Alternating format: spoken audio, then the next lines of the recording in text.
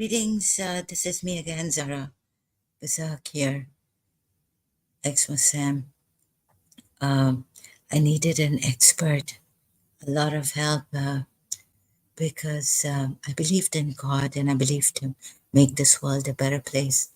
Seeing myself suffer, my mother, my house in Karachi, and the shocks. Uh, I felt it was time since Facebook came because they even used MSN Messenger. They used Daisy Chat. Who were these people? Who is Anand Kiran who could see inside? And I was like provoked and I felt I was belligerent even now.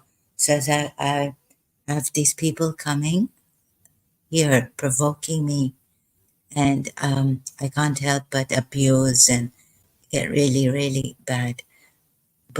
And then I was told that even at the international level, no one can help.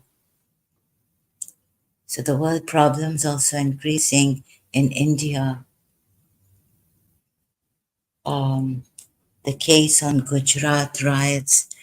I was just watching some videos, can't see them because then I won't be able to rest and there'll be a lot of abuse in my, God knows what'll be in my head.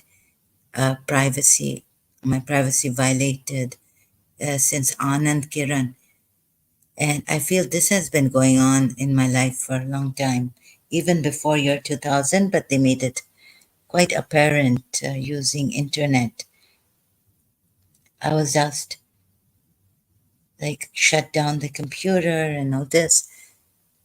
But now everything, mostly like we can work on the computer, get online books and do these things and even raise awareness.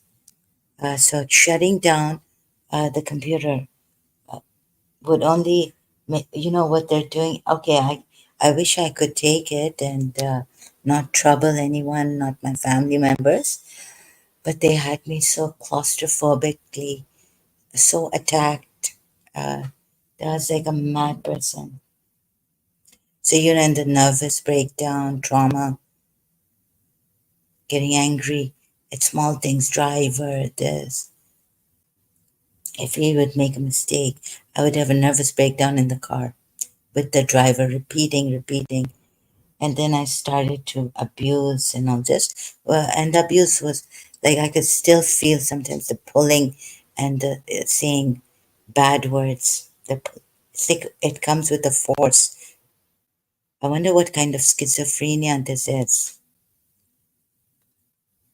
So the world. So I thought this very naive. What could I do? I was brainstorming, but I couldn't. When I couldn't even think straight, I had to read articles. I was traumatized. It's like I'm bleeding from inside, or it's terrible. So um, otherwise, I wouldn't ask for any help or anything. I would just like to suffer quietly, silently, and pass through this world, silently pass out of this world, never troubling anyone. It got too much, and I had to use. Then someone introduced me, my friend, to Facebook, and I knew, like I didn't know, but there were attacks. So anything I do, like the lady in London had told me, they would make it worse. So if I, let's say, come here once to complain, they're going to keep, you know, hitting me. That I come every time, maybe 4 times a day, live stream complaining, and you wouldn't know that it's not me actually. I want to rest. They won't let me rest. During sleep, they were sending currents attacks and all that. I couldn't get proper sleep. And if you don't get proper sleep, and the currents, excruciating pain. So I'm really sorry. Can't help the world. And then and so I decided this was a very wrong decision from my part to I mean, I was searching for truth, something to hold on to, some religion, something that I would be patient, that would give me patience a God that would give me patience and make me keep quiet. And if I have to suffer, I don't have to involve other people in this, right? So I prayed, pleaded with God, but it wasn't working. So it's started doing many live streams on Facebook, then here, and then I looked at the Quran and found contradictions because, I've come from this religious background. My birth was also from alim's prayer, they say, Allama Rashid Rawi. So my mother suffered, and these kind of family problems, domestic in-laws, and all this. These are always there. Not only my mother, but the others have suffered too. And I used to hear news that somewhere in India, or like they burned their daughter-in-laws alive in this way. These things happen even in India between mother-in-law, daughter-in-law, in-laws, and others' family. Domestic violence. In Pakistan also, I heard, later on what they do to their servants. And they're very cruel people. And then the internet like we heard that even America and all that. So what to do? Then they were. So while I was in Karachi, the increase in killing Shia, 12 Shias. Now they've got. So I at least let's. So on this case of mine, you can see how they come here, and they really do want to provoke, harass, and bullying. Even now, using my UAE's president, they want me to get into trouble. They want me to start abusing, and so I go into their hands because I'm vulnerable. I'm traumatized. Then the Muslim thing also. So then I don't know these Hindu names, two names coming. They came recently. What was his name? And they're saying, oh, these Muslims, they play the victim card and all this. But we don't know about Gujarat riots, the many. When Modi became a prime minister, I was just looking at a very weird thing about my life. So, they've put me in a delusion, so they're going to say she's mentally ill. Then they could use, but some things could be right, like this lady who used to come to our house, and I went to a Bangladeshi. I didn't know. I thought I was very restless in 1989. Um, a vice principal of mine, a Christian Catholic from Mr. Sasa community, and she was a partner, sports partner with Mr. Sa, the teacher I adored and got separated from. Um, she had a heart attack and died, and then after 6 months or so, her sister Jessica Nazareth died. She was married. No, maybe her sister wasn't, but Mrs. Ann Nazareth was married. So I think people couldn't. There's an enemy that can't see me happy with Christians, even my Goan Christians, the ones in Mr. Sa's community. Okay, they couldn't do anything to the family that supported me and made me one of their family members. Yeah, one Christian family in Mr. Sa's blocks who they made me come very close to them. So they didn't do much to them. What they did to Ernestine, the one who got me into St. Joseph's College, is give her some problem, stomach problem. When I went to Ernestine, it was like she had to have a surgery, very complicated lower stomach abdomen problem. lower abdomen, things like that. But in year 2000, it got really bad. Like I was seeing that they want to kill the graves made for the Christians in Mr. Sa's blocks and all that. God knows what this is. It's like, the world is also confused as to what this is. Some say it's the American government, what, or, the terrorists. Some say it's Muslims, some say it's, now they say Hindus want, they want genocide. But here, regarding Kashmir, oh, sorry, no, the Gujarat riots, you see, like some say that on this, like the ISI got involved. And I don't know about, yeah, so I went to this, oh, sorry, I didn't complete that. I went to a Hindu, Bangladeshi. My father told me read this in Urdu. It says I don't know how to read Urdu even now, like not that much, not so. I have to take time and look at it. At that time, I didn't really know how to read Urdu because I was a UAE in Pakistan, an Emirati, and I was exempted. Foreigner can be exempted from studying Urdu in the local colleges, schools. Karachi American School, it was not compulsory for me either because I was from United Arab Emirates, right? So now, going back, sorry, yeah, I need an expert.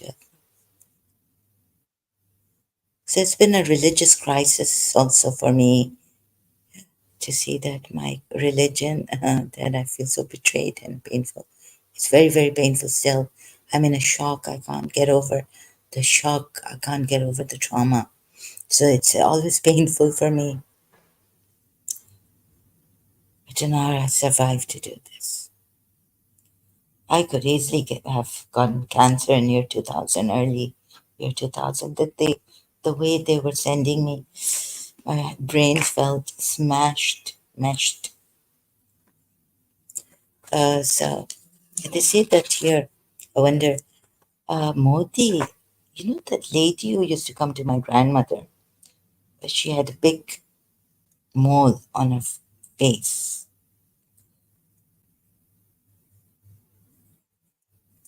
And the way she used to walk, and she had big hips, and, you know, uh, like Modi.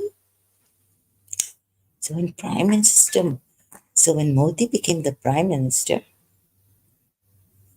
I was like, but his maybe a relative or something was in Karachi. So they're saying there are many theories coming up about Gujarat riots, that the ISI, and she was also Kutchi lady, not from Gujarat, but I think Gujarati or Kutchi. She used to come to my wicked grandmother. Sorry, she was very wicked. I have to say this, Kutchi. So it's Kutch. How to spell it? Kutch and Gujarat. I think Modi would have. So I was feeling very Kutch, Gujarat, district in Gujarat. Yeah. So I feel Modi would be destroying India in the name of being a Hindu, giving Hindus a bad name now. Okay, UAE is a good friend of India, but sorry, I have this personal thing. So when Modi became prime minister, I was like, oh my God, the way the lady Gujarati from Kutch used to walk, and she had big hips. She was quite hefty. She used to bring a chali, and she used to go to all my father's community, like Haji Habib's house, and she used to come to our house because she knew my wicked grandmother.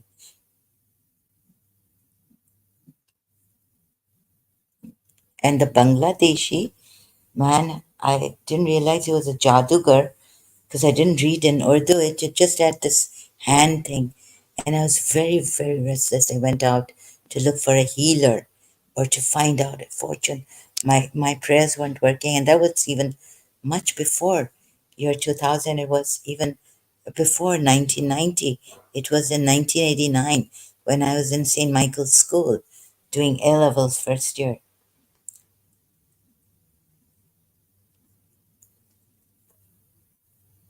So the Bangladeshi Jadugar, as he turned out to be a black magician, uh, told me that since childhood your potential has been cut, and the lady who did Jadu on you was he just described the face of the lady and the color, samle rang ki hai, and she's got a only one big mole on her face, big but like protruded, right? So once my uncle came from America, my mother's brother, and this lady came to our house like with the challi again, with the bag like fruits and all this bag. It's like a plastic kind of a rubber bag where you put fruits and vegetables for fruits and vegetables. So there were pictures taken, and I'd forgotten entirely that this lady, how she looked like. I mean, I knew how she looked like, but I didn't know that she had this one big black mole on her face, protruded. So when I was looking at my album back, I realized, oh my God, this is the lady he was talking about who used to come to my wicked grandmother. I mean, that was her house in Karachi we all lived in.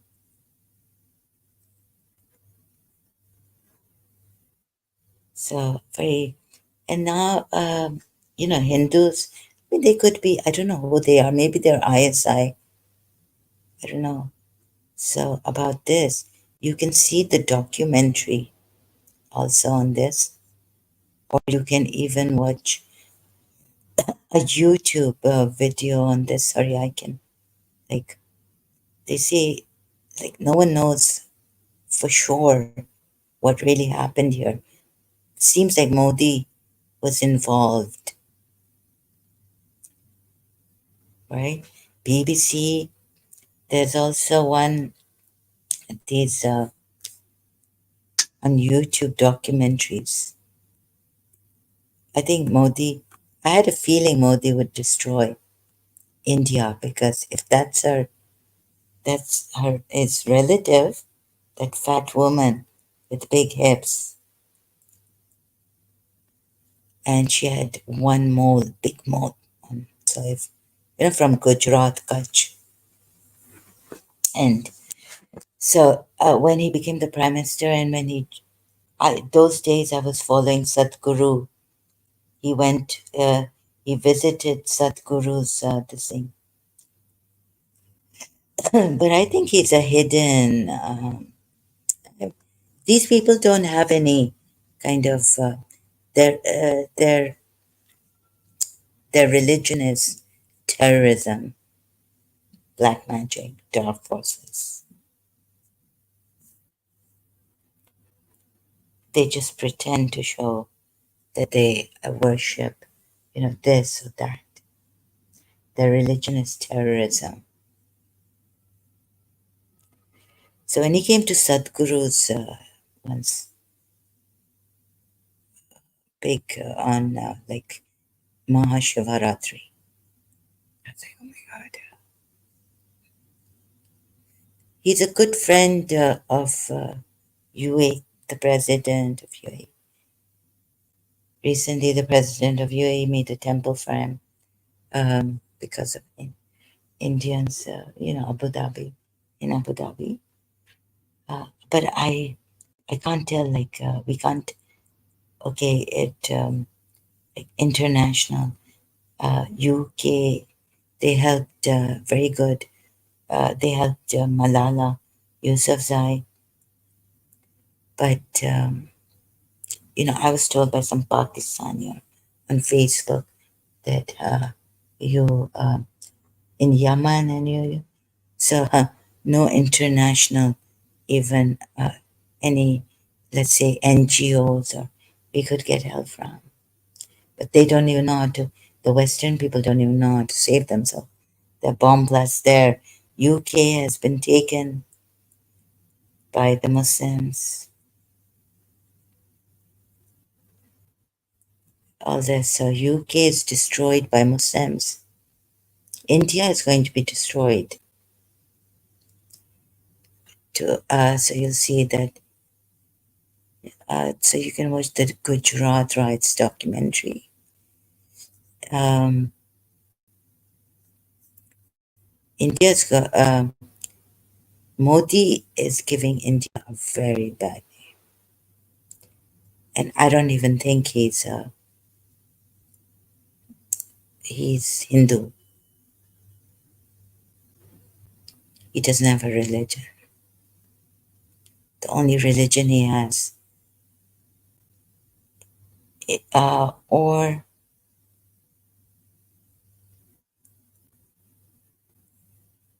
is to destroy India to give Hindus a bad name. Although it seems on the face of it um, that Modi is a Hindu, and Hindus are very now, they're becoming like Muslims. Hindutva is coming, and he's going to spill out something. I've seen like hate contents on against him uploaded in videos on YouTube.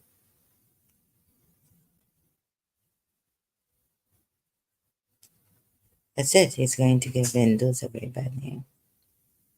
The Muslims have won. Yeah, and they do put their own people like in trouble. A lot of using Hindu, like they hype the Hindus up against Muslims, and in the name of this Devi and Hindutva, Modi is going to make Hindus into a military terrorists.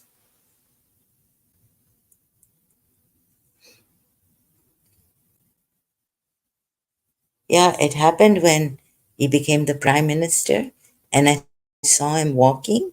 I was like even more sure that his relative is that Jadugarni in Karachi who used to visit, used to come with the chali bag of fruits and that kind of bag. Yeah, it's a kind of a bag for fruits and vegetables. Indian, Pakistani, the rubber. I know it's old, very like 1970s, 80s, not this kind of bag. Plastic, big one.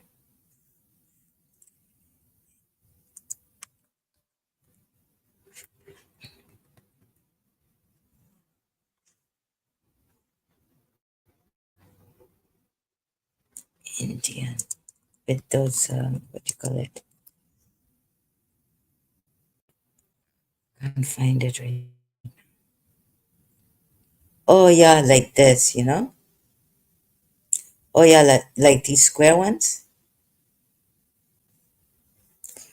Oh, yeah, let me just.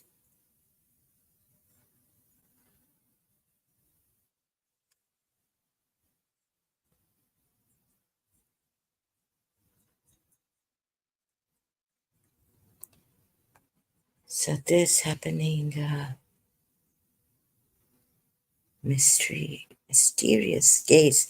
I've got a mysterious case. Um, when the principal, when they tried to get me out of college, you see, my Ernestine, got me into college through the sports teacher because she was a ex St. Josephine College student, ex student of St. Joseph's. And so she knew the sports teacher, and her sister also was very good in sports and all. So Ernestine told me Mrs. Blossom has came to St. Michael's. She called me and she said, "You go I've spoken to her. You go and she'll get you. The college has quotas, so for sports quota, I would go get in." And this was Ernestine's dream. Ernestine wanted me to join St. Joseph's College, the best college in Karachi, right? What happened is the day I joined and I went and the riots happened, just 4th September. I don't know, then I rejoined after the riots. College was closed, and then I went back. So the riots had started outside my college or something because of that. College closed, and then the system changed. The college rules changed at when I joined because Ernestine told me that no, she didn't know. She knew what was my age, and I could still join, be in sports in college and participate. But then the sports teacher came up. I was in the sports room, small room, and she said, "Leave. The rule has changed, system has changed. Now you can no more participate. You're older. You're not your age." So just like it was quite strange. And I've had, Mutahar, my aunt's husband, weird Kashmiri husband of us. So he has, like, they have some influence.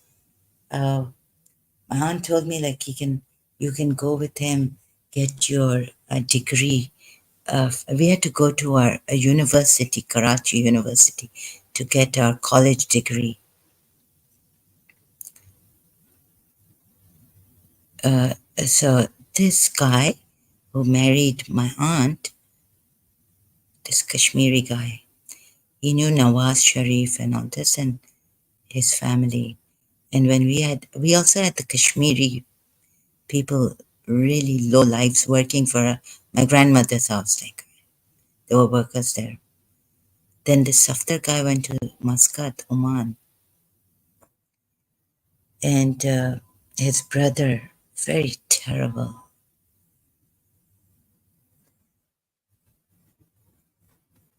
So Kashmiri Muslims also, and Ambar Ayub, this girl. Like, I haven't done anything to her, this Kashmiri girl, Amber. So I'm very angry right now, Amber Ayub. She meets me outside. This actress, what model, Amber Ayub, this Kashmiri model. She's telling me outside St. Joseph's College's gate, "Where are you from?" Like, yeah, like, you look Irani, or where are you from? And I said, "Oh, my grandmother is it Irani maternal grandmother." And she tells me that Iranis don't leave their mothers and sisters. It's a very bad way to say things. She's a very indecent woman, this Amber Ayub.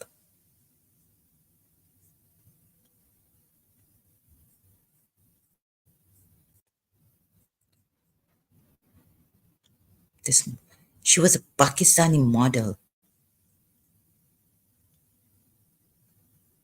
This sick Amber Ayub. This disgusting, vulgar Kashmiri Muslim.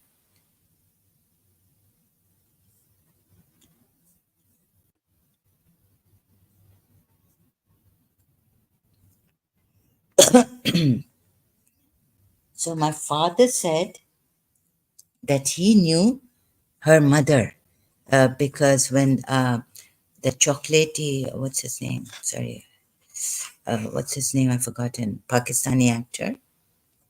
My father was a friend of Wahid Murad. Sorry, Wahid Murad. He used to live in and died in her mother's, Amber Ayub's mother's house.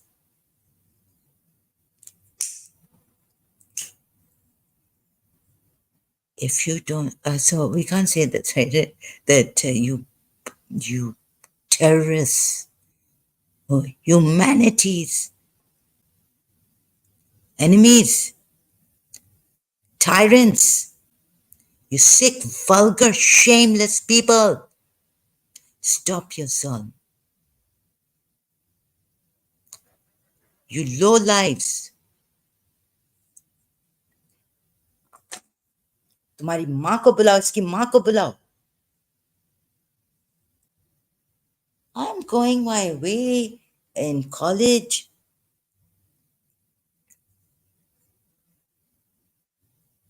Wait a minute. Was Amber Ayub's mother Randi?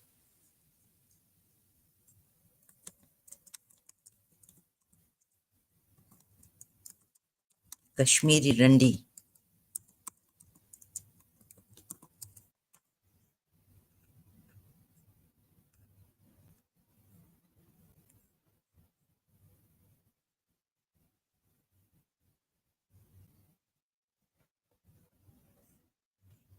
Prostitute.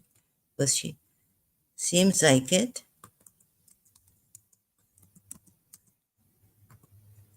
हरामियो, तुम लोगों की माएं, शर्म नहीं आती है? तुम लोगों को शर्म नहीं आती?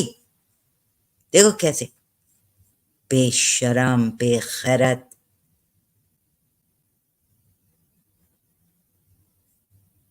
शर्म नहीं आती इनको.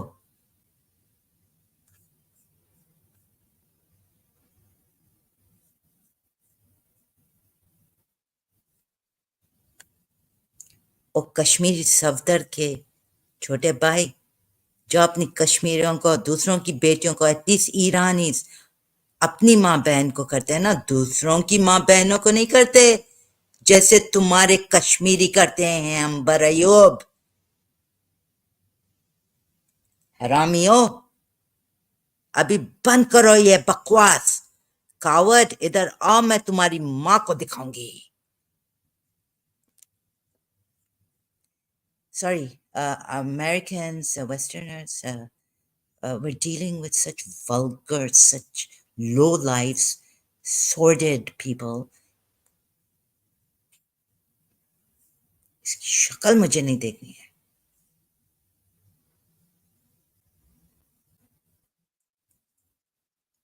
आओ कश्मीरियों, दूसरों की माँ बहनों को छोड़ते नहीं हो तुम लोग. Haram Sadeh Kashmiri. Sorry, excuse me. So these are really like fucked up people. Sorry to use that word. Um, and they fuck us. And they fucked up our everyone. Vulgar, very vulgar people. Very vulgar people. ये बहन चोद, ये mother चोद, ऐसे क्या करें?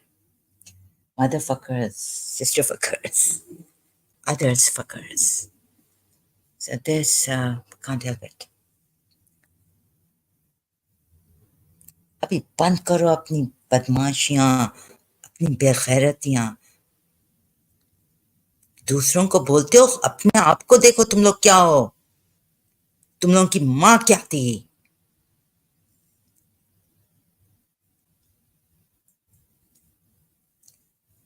Talking about Iranis. I know you Kashmiri Muslims, reality Nawaz बदमाश को देखो. तुम्हारी माँ को देखो. खबरदार मेरी नानी को. ईरानी, तुम लोग कौन होते हो? दो टकी के, गंदी नाली के कीड़े.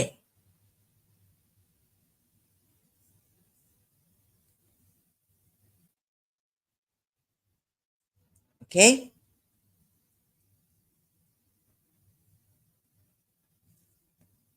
और तुम लोग मुझे I think Hindus, I don't think Hindus are bad. I don't think Hindus were bad.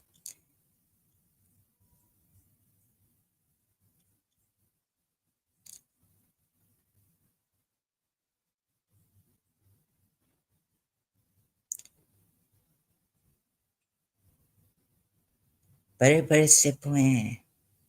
मैं बड़ी बात नहीं कर रही। आई थॉट दैट दुआ है मैं मुझ पे किसी बुजुर्ग की। दैट्स व्हाई लंदन में।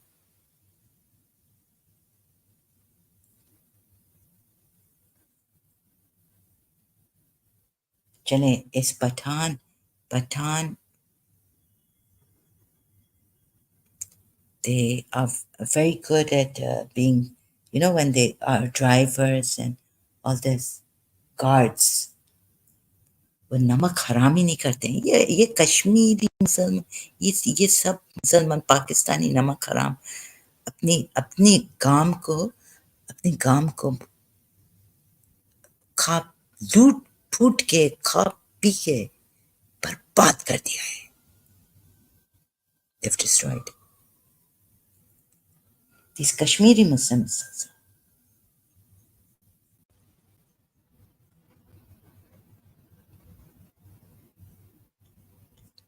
अपनी माँ की बात करो, माँ की बात करो अंबर, अयूब।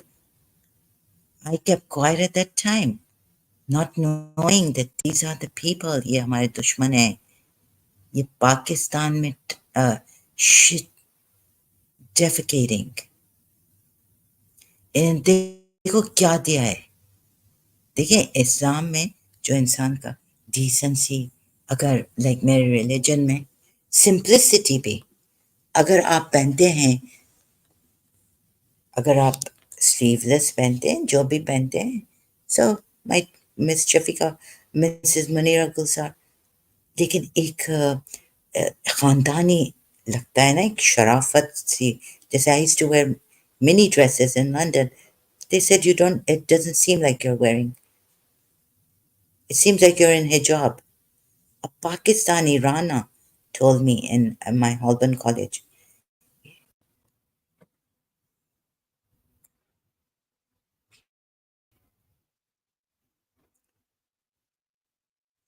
इनकी चाल चलन से पता चलता है मुझे। मैं तो इनसे दूर रहती थी सेंट जोसेफ्स कॉलेज में, राइट। ये नहीं देख सकते हैं दूसरे की लड़की को शरीफ, ये बदमाश, ये छोड़ते नहीं है। अब मैं बदमाश नहीं लगती थी। I used to like I don't think I, no way, मेरी चाल चलन ऐसी होती नहीं थी। I never used to walk so indecently like these people, right? Her. أخي again.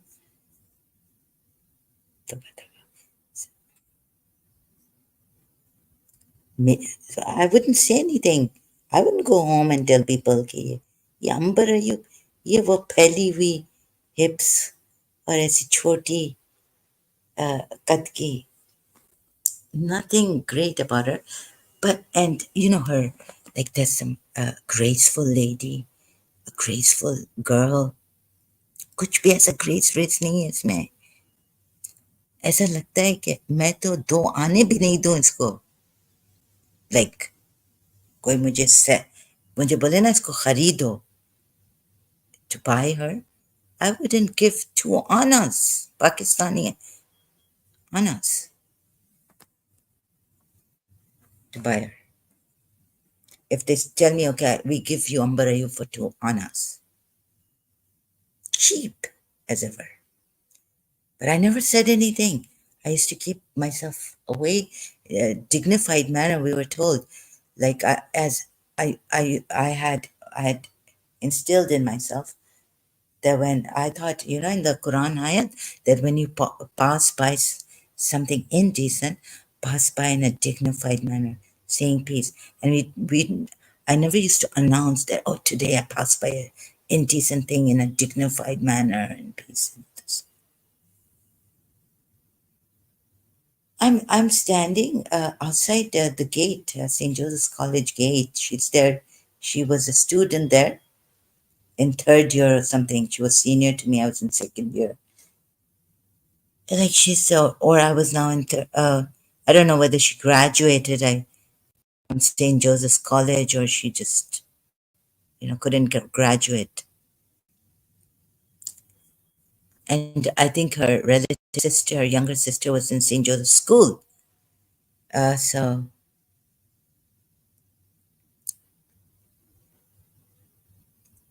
and they were together. Now her sister, younger sister from St. Joseph's School, had come after school with her. I was standing at the gate. I'm waiting for my car, and she has the like. They're so nosy. Also, they're so mind your own business.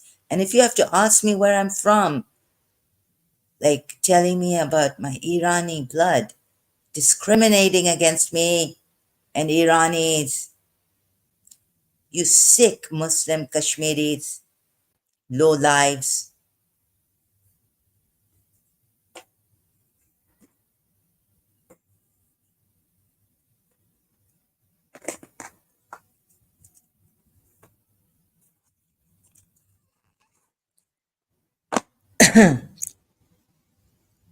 तुम लोगों के बाप का ये नहीं है मेरा जो आरबी सिंह भी आए और मुझे तंग करे सुनो इधर नहीं चलेगा तंग करना लड़कियों को किसी भी औरत को इधर और पता नहीं हिंदू कौन से आए थे जो झूठ बोल रहे थे मे बी मुस्लिम्स थे इधर यूट्यूब पे पता नहीं चलता है that's why I want to go on Facebook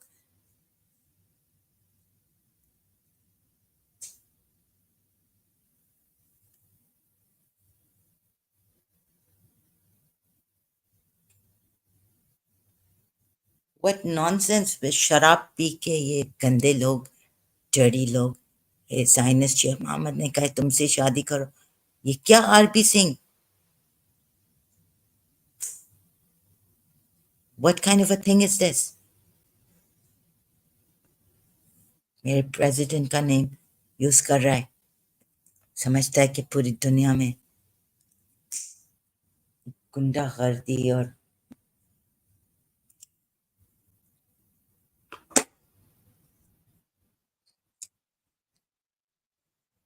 so now I have to correct those I don't know Muslims who came here in the name of Hindu देखिए ये हिंदू ऐसे नहीं करते थे पहले my father told me ये मुसलमान करवा रहे हैं और ये मोदी भी I'm telling you I don't know but okay I suspect Modi from the very beginning oh my god इसकी कोई इनकी कोई relative थी मोदी की जो ये but he's a good friend of my president UAE's president but I still have to say this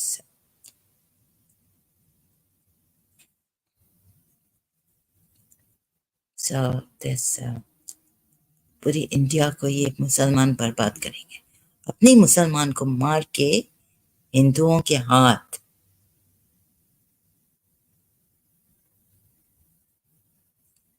अपने ही मुसलमान को मरवा रहे हैं हिंदुओं के हाथ okay this is what they're doing in India so seeing evidence no way because there are this which one was I watching here let me check on in my library YouTube the recent one by there's one by where is it oh I watched it I didn't watch it on my this channel I watched it here so they're killing people ये मुसलमान पूरी दुनिया में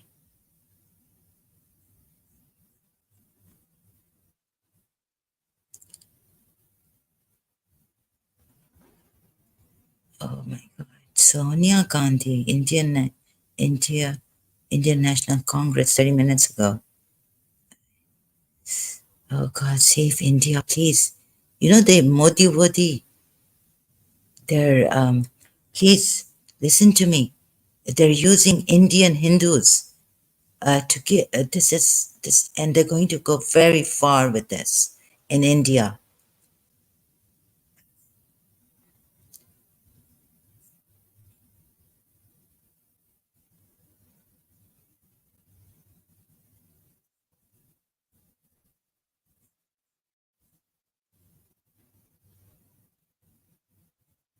So if you get evidence, yeah, Indians are killing Muslims mercilessly.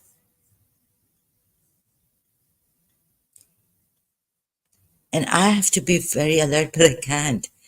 When they say they're Indian Hindus and they come here, then I know that they're not Indian Hindus. I should be aware of that. And it wouldn't even be surprising that if they've caught 45 Aghanis, someone killed.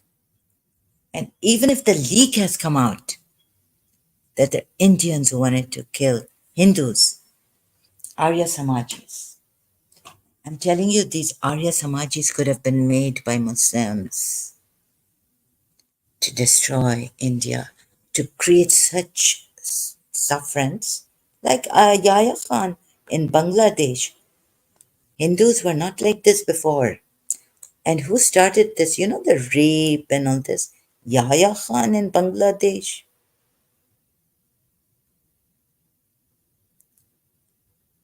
He was a Shia, non practicing, not taking his religion seriously.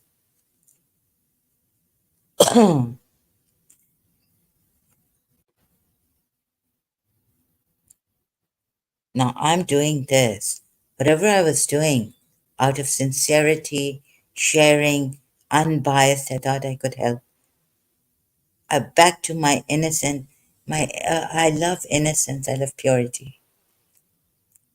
And please, no cheapness here. And if now someone comes here and says they're Indian Hindus, I know you're big actors, Muslims.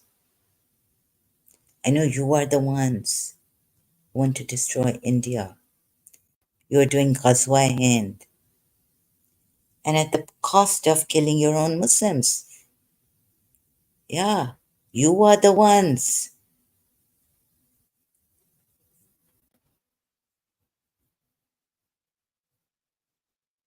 Even if there's evidence that Hindus have done it, like these Hindus, they come here, even if there's evidence that Arya Samaj are doing this.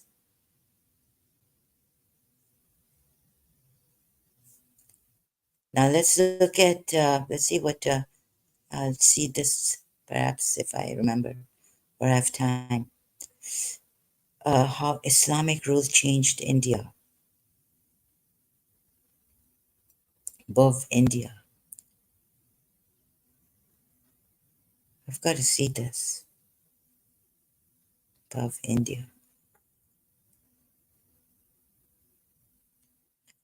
India के दुश्मन है ये Modi Hindus का दुश्मन है देखो कैसे मिलता है यूएई प्रेसिडेंट के साथ इधर कैसे मिलता है हाँ ये कैसे हो सकता है मुसलमानों का दुश्मन ये मुसलमानों को मरवाएगा इंडिया में हिंदुओं के हाथ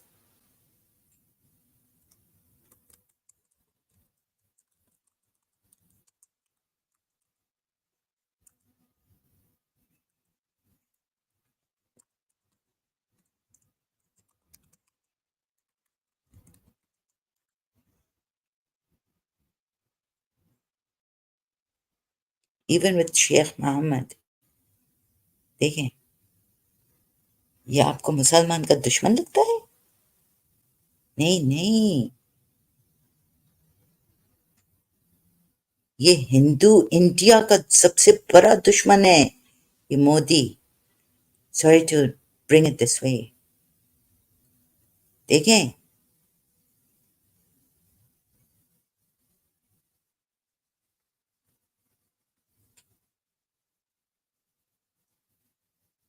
look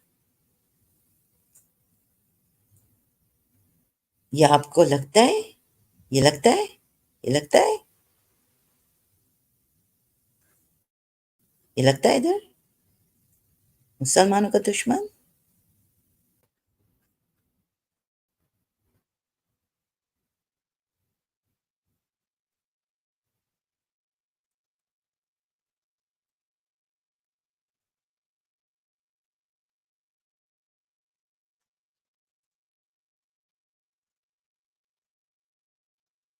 Tell me.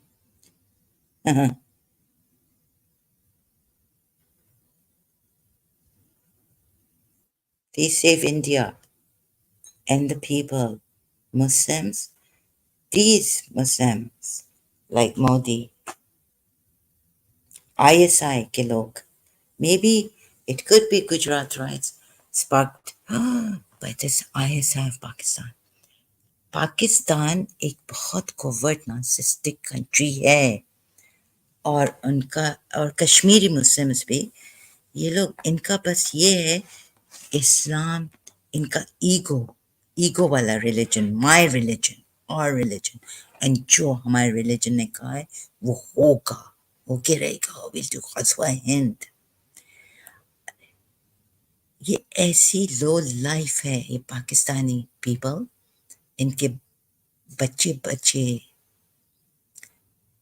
ऐसे ऐसे मोलेस्ट करते हैं सदर में इधर उधर हम पहले जब रहते थे नियर सदर गोइंग टू बोरी बाजार उधर गॉड हाथ लगाए औरतों को left right and centre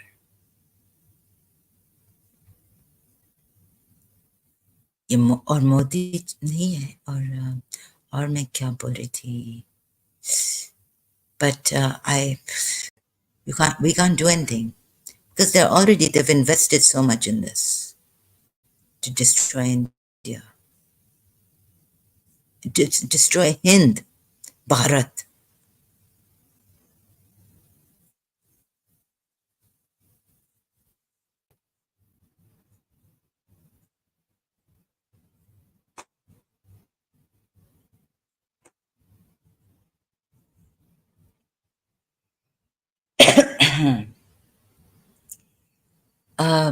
Even though I don't believe in some of the shastras or scripture, but something very, very I don't believe in Hindu scriptures which are against women. They call as Manusmriti, this and that. But something I believe in is the sacrifice of love and I don't even believe in love being sacrificed. There came a time in my life where I felt love should not be sacrificed. यानी for anything एक एक बात है love loving hearts को आप लोग नहीं करें जुदा और उनसे sacrifice you see even love doesn't demand a sacrifice from you because love is such a thing love it's not even a thing love when you have love right तो Radha Rani or Krishna bare log sorry I don't mean to like when Hassan Khan told me in London that you don't sell yourself short do you and I said so yeah na um it was like this person we couldn't be separated like he wanted me to be with him in college when I was with my Hindu friend in a classroom. I was like, I got the feeling that I was talking about him, and I said, it's like we he we got so attached in just a few days that it was difficult to stay apart, but we never touched each other in that way. He never touched me. He respected me. So he came looking for me, and I said, "Look, Anita, this look at this, right? This is what I'm talking about. Like talk about him, and he's there." He was looking for me, and we were in that small room downstairs in the Alban College, talking in a classroom where we wouldn't have been. We have never had a class there. And then one time it's like, so would like we were so attached. We became so attached to each other. I was really homesick, and I when he came, it really gave me that thing that I can live in a forest with my husband. You know, like so. I was so homesick. All that homesickness, everything went. But you know what a sacrifice! Like this man, he knew, he respected even the Britishers, even the um, Europeans respected me.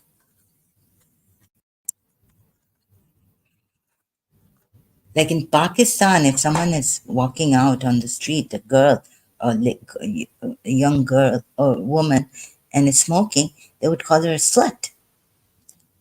But in London, you know, they used to look up to me, call me princess, and you're a, and respecting me so much.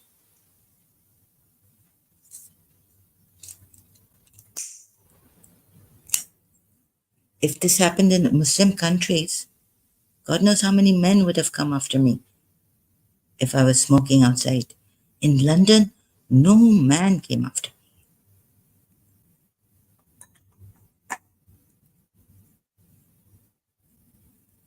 The only ones I didn't like were the Pakistanis there. Sorry. London, maybe.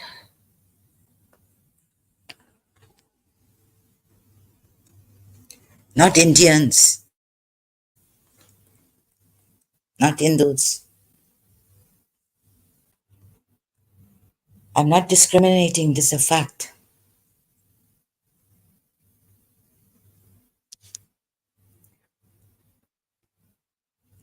बताया उधर अब मैं बड़ी बात नहीं कहना चाहती हूँ या कुछ ऐसा against someone. But there was a girl, she was doing a job in our hostel. The next thing, I think she fell in love with a European German or someone.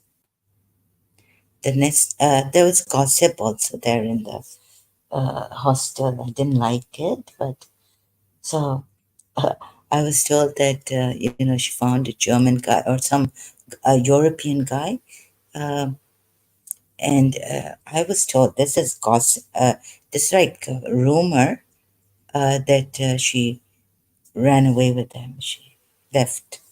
Yeah, but I didn't because I didn't see her again. So they were talking, and I overheard that there's a Muslim girl which was there doing the hijab.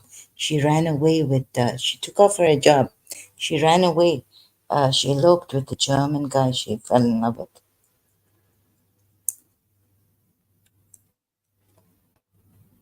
I don't know how far that is true, but I overheard it could be a false rumor. Anyhow, and when you love someone, like this in London, this Pathan guy, but then wouldn't do any, he wouldn't come in my hostel if he had to walk from college to hostel. I would invite him in the smoking room because we both smoked. He would say, no, no, I'm going from here, outside. Big, big people. I've seen in my,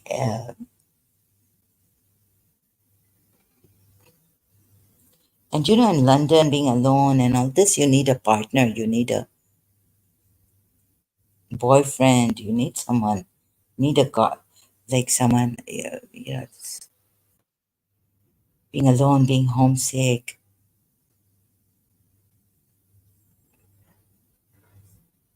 But I made it all alone. Didn't work out with Hazrat Khan, and so uh, what would you know of the value of this love between? So forget all the scriptures and everything.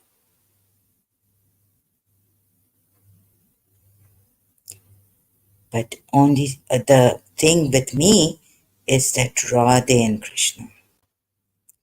And what now Paramahamsa Vishwananda looks like Asad Khan. Exact ditto copy. The only thing is that he's dark and he's gained some weight,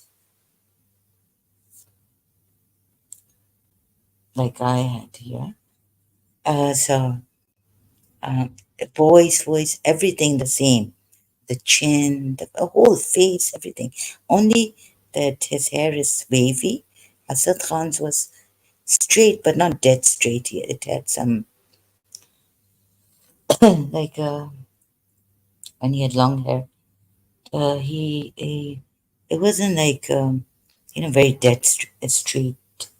It was straight, but there was, it was slightly not that dead straight, not even waviness, but some like, kind of a, like, you would have to put a wax, to keep it some a slight,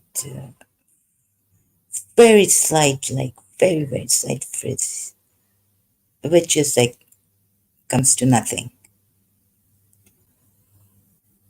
But so that's why it's not dead straight. And so what am I saying here? What was the point? Yeah, so Paramahamsa Vishwananda of Bhakti Marga, he has this wavy hair.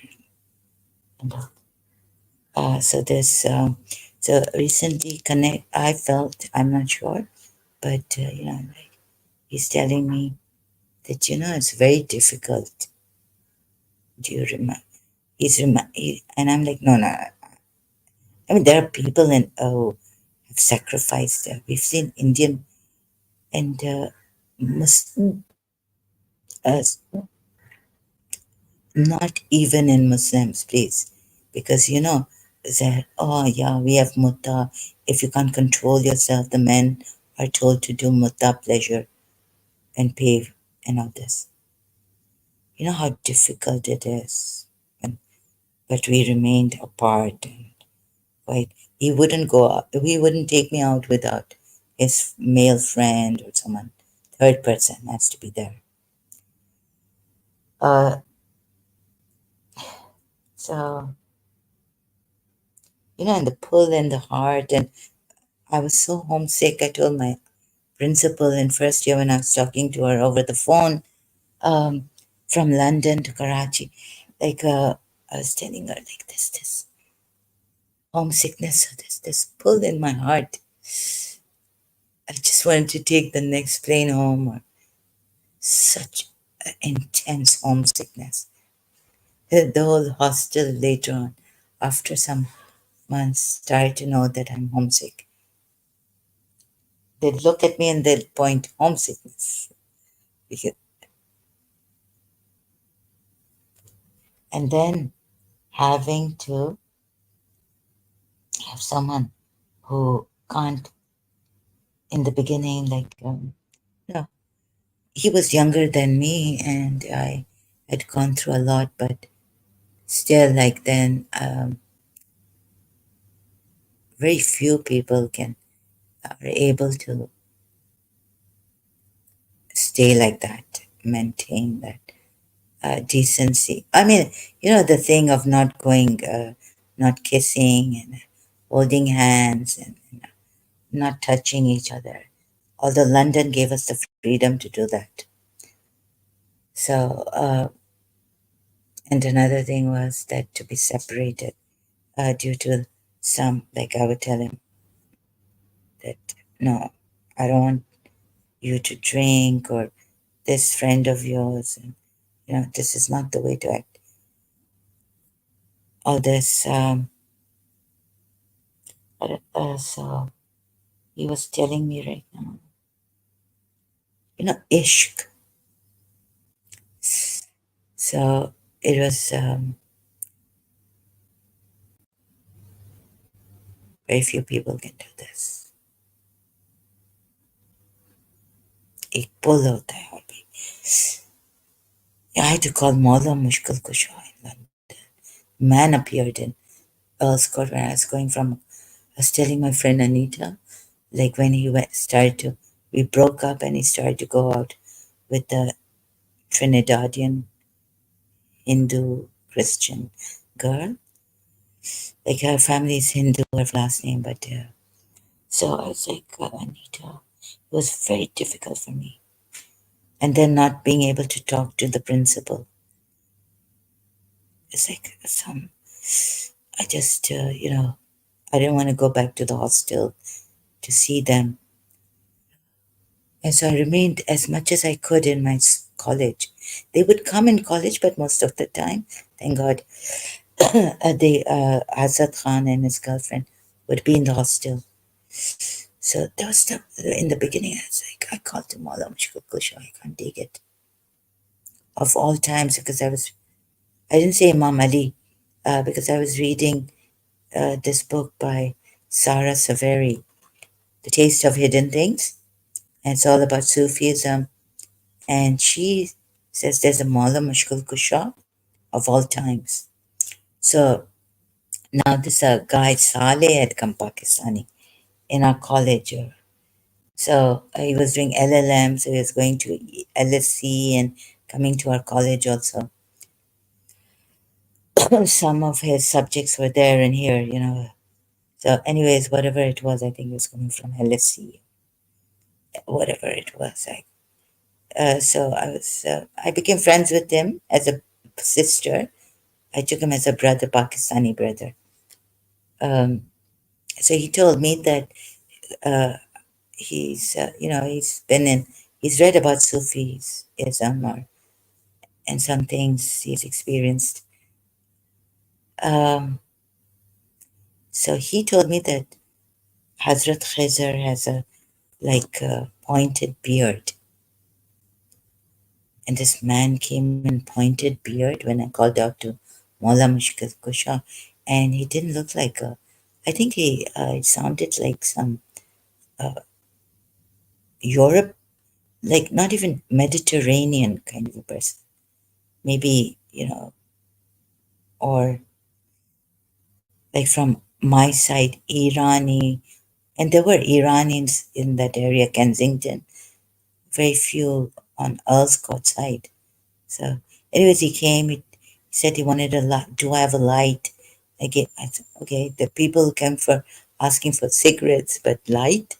So because cigarettes were expensive in London at that time too, and so I gave him the lighter, and he tapped my two hands.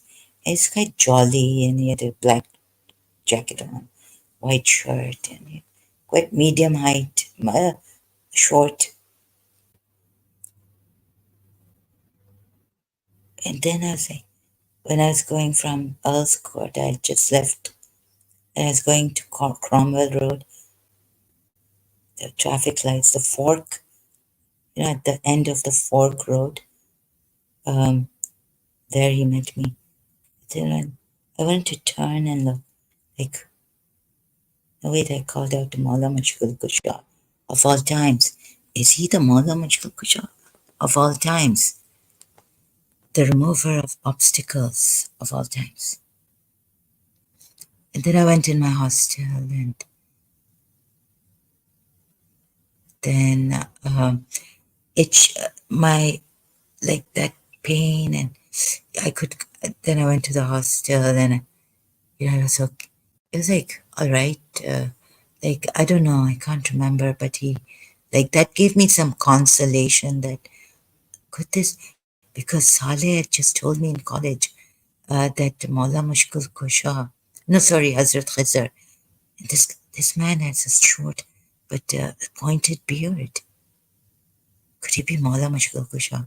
So a little bit of my conscious shifted. Maybe God's help is there.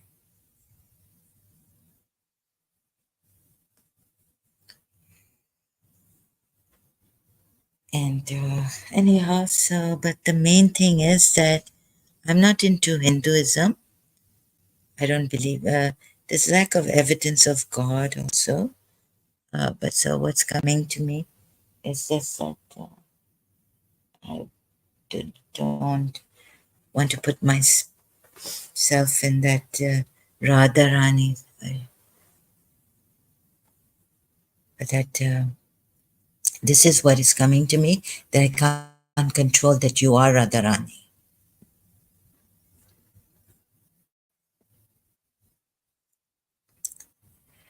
And the love thing, the the parting, the breaking up. They made it easy for me. He was young, and his parents wanted him to get married to his cousin. So thank God. I mean, but because I think the principal wanted me to find a partner, and there's another burden on my head. Like, why is she saying this? So he had to come. Parmams. Oh, sorry. Hassad Khan had to come, and but we're not supposed to get married, right? And he knows what is. So I wouldn't get angry. This Saleh, this guy was like, I was telling him about Hassad Khan. We were in the Holborn College cafeteria when Hassad, and then Hassad Khan entered, and this Saleh Punjabi guy from Lahore, he's like, he's like, I'll go and should I go and hit him, like beat him up? I said, what? Are you out of your like, like some people coming here shocking me? They like beat him up.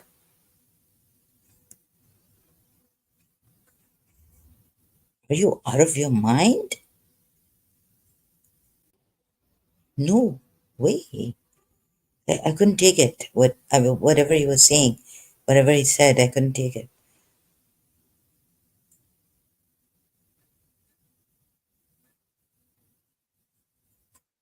I was the kind of person, if someone walked away from me, I would never even abuse them or in my mind or curse them that, oh, mate, this happened to, I didn't do it with my cousin because maybe I thought, no, no, that his mother, his mother suffered a lot, like my mother and his family. This, and yeah, so no, no, I just wouldn't. It wasn't in me to take revenge and even abuse in my head or curse the person. It didn't work out, it didn't work out. You wish them well, you walk away. But of course, the heart, the crying. I mean, I could cry in my room or something. I never believed in crying for my cousin, for a man. Uh, it's not worth it. A man who's not worth it, you realize you were young, you got deceived and betrayed, you walk away gracefully, and thank God found another person. But that also didn't work out in Karachi.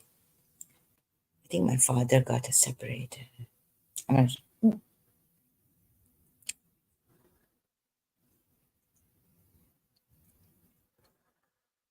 So this, after having married the hubby, so in defense, he saw us, and then he got us separated. Uh, because his house, I was still in my old house, and he had his house with his second wife. No, this is not, yeah, second, but this is not this, like, it's another, because he had had a nikah with the wife before. And how many muttas, I don't know, in Singapore. But the daughter has to get married to the cousin.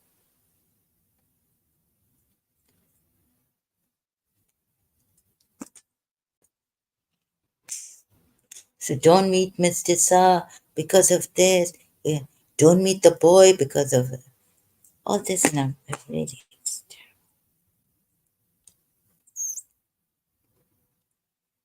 खुद तो शादियां करेंगे क्या नहीं करेंगे the wife के पास जाएंगे निकाह करेंगे क्या करेंगे मुता करेंगे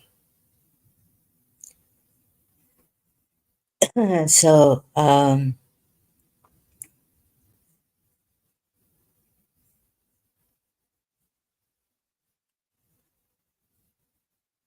yeah, now the world's problem, yeah, like India up there, yeah, बहुत it's a very big evil.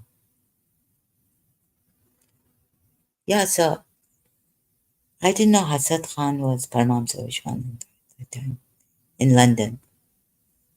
So there was a song that used to come on MTV from India, Krishna Ni Bhave, like come back as Allah, come back as anyone, Jesus, um, by Colonial Cousins. So, oh yeah, so the boy there, he looks like Janelle. The girl, my friend in Holborn College, she once came to our hostel and she had a arms wrestling with Asad Khan. And you know, they show the arms wrestling in this video song, Krishnani. I can't pronounce, I can't remember.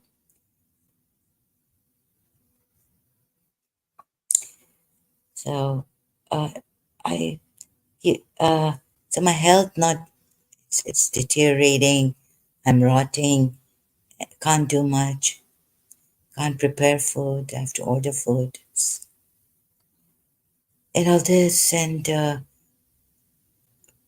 I keep questioning him. Like, what's this? He had put his hand on my head. Yes, this he had done.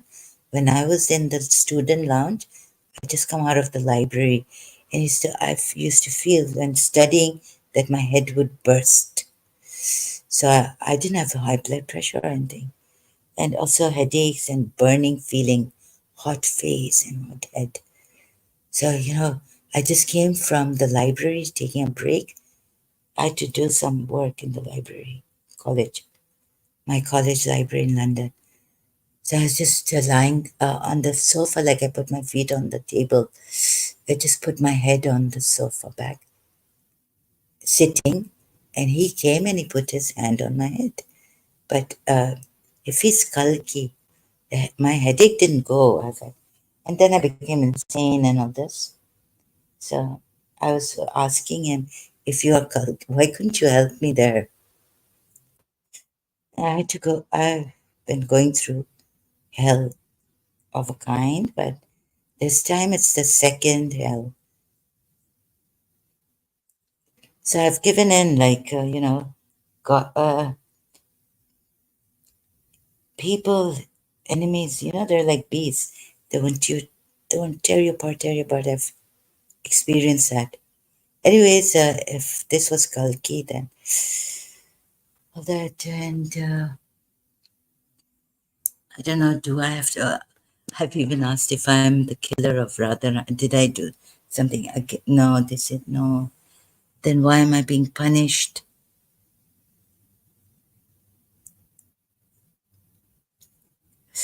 But I don't believe, I've said sorry, I don't believe in this. I don't believe. I'm more into Muji Baba and this Chitu Krishnamurti way.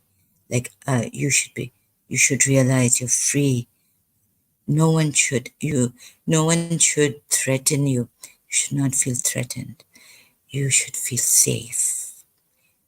And I'm, like, I feel like, I hated it when I realized that I hate it when I see people scared, although I have been quite tyrant with my sister, scared her. But, but that wasn't me.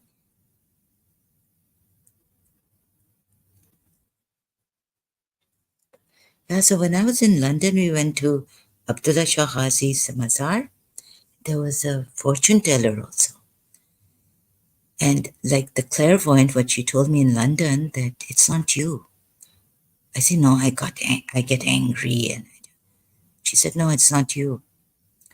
Like I felt I need to respect my parents more and be more obedient, like honor them. She said, "No, it's not you. You have a clean heart and all this, and so does your mother. But there's a person who's jealous of your mother and father, and that's why." And I said, have the children, have her children, we done something to her?" She said, "No, you haven't done anything to her." Like I felt like if we can go and apologize to her and all this, feel a little more guilty. She said, "No, you haven't done anything to her. It's out of jealousy, envy, jealousy," she said. "You haven't done any bad to her." Like I asked as clairvoyant, so maybe I could make up if I've harmed her. And she said, "No, you haven't done anything. Your heart is clean. You have a good heart, this and that." Then in Karachi also, when during my vacations, I used to go from holidays. I used to go back to Karachi. I went once to uh, Abdullah Shah Ghazi. The palmist tells, you know, don't ask my siblings.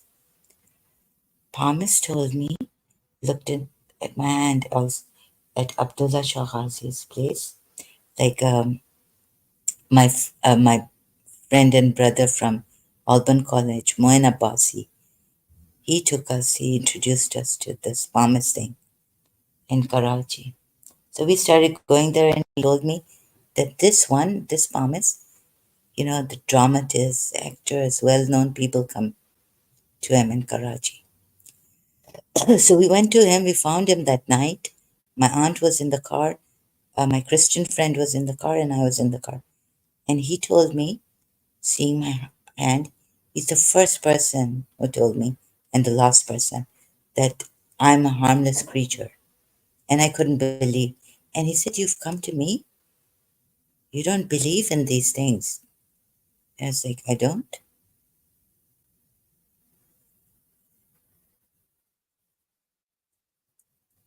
And then I realized, yeah, like I need evidence of everything. Like I need to be it to be like, but I don't see the evidence in my life that I'm a harmless creature. I've killed cockroaches, things, bugs, lizards. I'm not a the one. So I was shocked, yeah. And when he told me, you've come to me, like you don't believe in these things."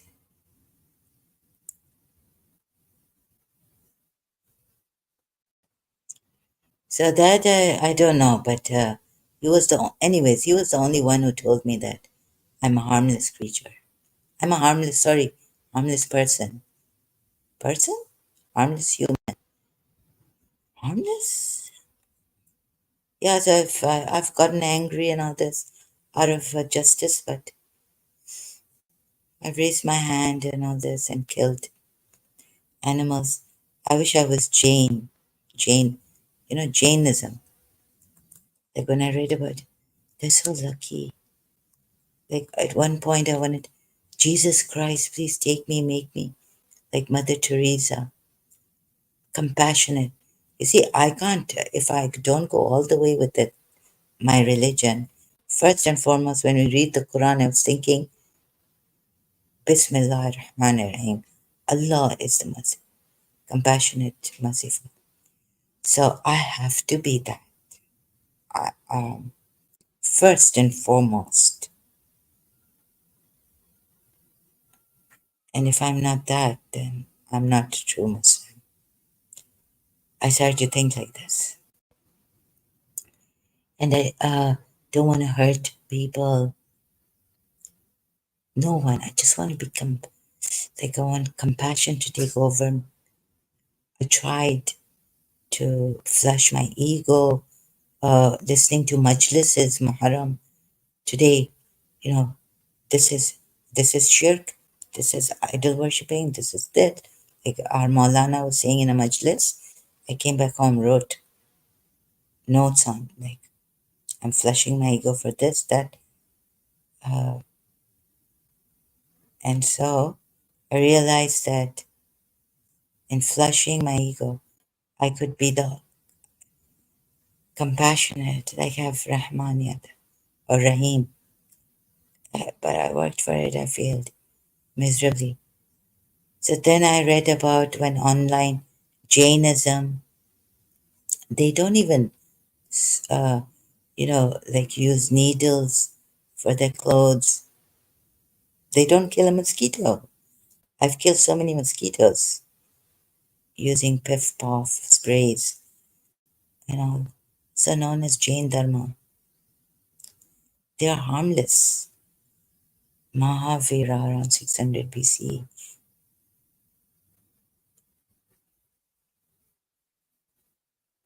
So Wikipedia, I'm looking at Wikipedia. Sorry, I've forgotten again to share this.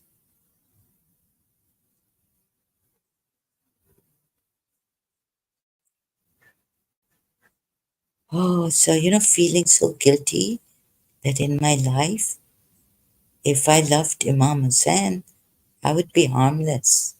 That's how, as a Shia, I started to think. I can't be hurting people. Why do I get angry? Jainism, holding the universe was not created and will exist. But they're so harmless.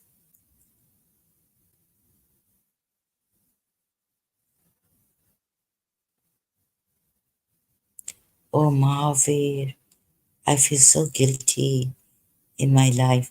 Yeah, eating animals also. Like now, I'm sorry. Oh, Mahavir, Lord James, you are so lucky.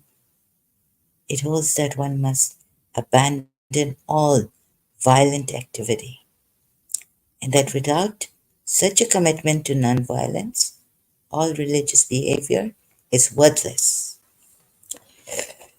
So I like, oh my God, I would love to be this. I admire this so much.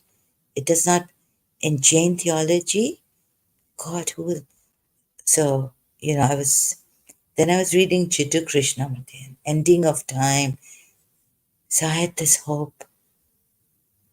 It does not matter how correct, like not praying to God, but just when you understand these things or when you see it yourself, you stop harming yourself with bad habits. You live a healthy life. Non-violence is the highest religious duty. Like not even killing mosquitoes. Its theology teaches that one must neither kill another living being nor cause another to kill,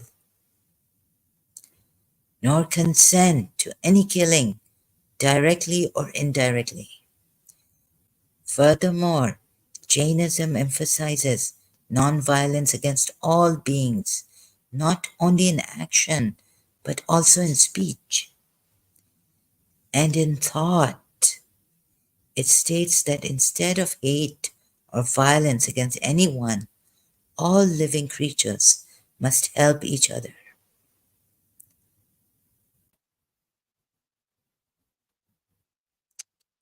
I appeal to you people today. Stop violence. Okay, I'm a little aggressive when I say this. I sound aggressive. Jane believed that violence negatively affects and destroys one's soul, particularly when the violence is done with intent, hate, or carelessness, or when one indirectly causes or consents to the killing of a human or non-living being. So please, also Muslims, do you understand my every time I cannot come here and tell you, please, you need to empty yourself. I cannot force you to do this. I'm not your enemy. You need to empty yourself and see there's a lot of violence in this. There's no mercy. And even Surah Tawbah, it's like to my heret now, it's shock. They used to tell me that we don't read Surah Tawbah, or it's called Surah Barat. Oh yeah, Surah Tawbah, ninth chapter of the Quran, starting with Bismillah Rahman Rahim. We don't do that. So that God, starting it with the God of Bismillah Rahman Rahim, vanished, right? Now, this is where I come from. I want to be a non-violent person. This is the highest religious duty. I didn't want to kill a mosquito. I don't want to eat, like, okay, I have this bad habit. I have this addiction to meat. Recently, I wanted to order lamb chops. My, my, like for any vegetable, anything, my stomach just closed. My appetite gone. I would just, no, no, no, Zahra, call for, like, eat something like, think of pasta. Think of, no, no, no, my stomach closed. Thank God. But the whoever was, I didn't have the strength to call, and I was looking at the menus online, which restaurant to call. The restaurant I was calling wasn't picking up the phone. Oh, lamb chops, lamb chops. So yeah, this happened to me. And I want to be a harmless. I want to be like James. I believe that this is the true religion. Ahimsa, Jainism. But what the world does to you. And what is the world? Where are Jains now? I don't think they can even live in India in this killing and all this. Jains country, too much corrupt. India. Today, most followers of Jainism live in India. Jains, you can please. Okay, we can't save India because the treason has been done. The traitor walks in our, Cicero says on treason.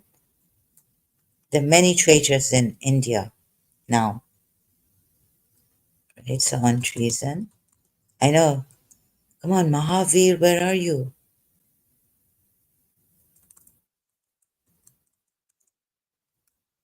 So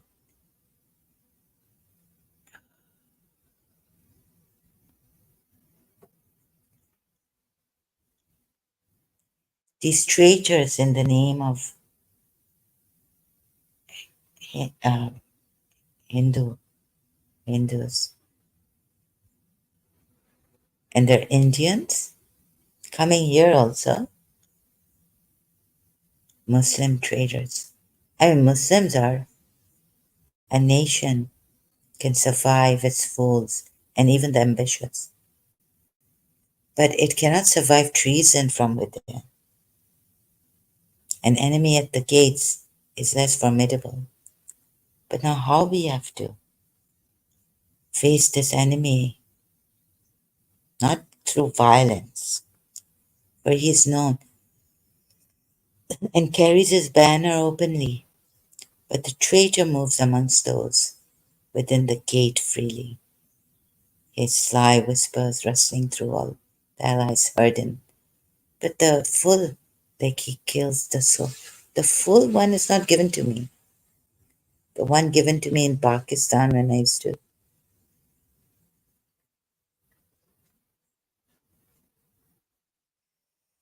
So, Ahamsa, Jains of India.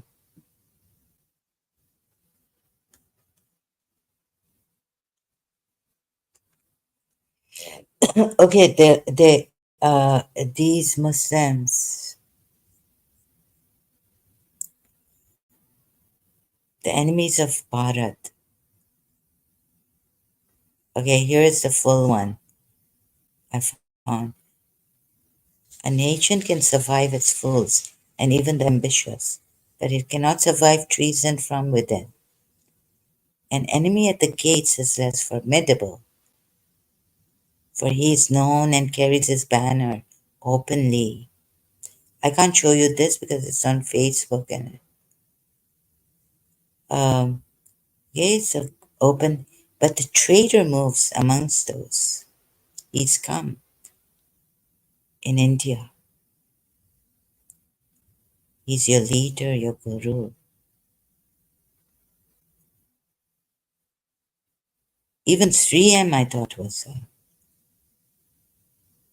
Muslim rustling through all the alleys, heard in the very halls of government itself, for the traitor appears not a traitor. He speaks in accents familiar to his victims, and he wears their face and their arguments. Modi, he appeals to the baseness that lies deep in the hearts of all men.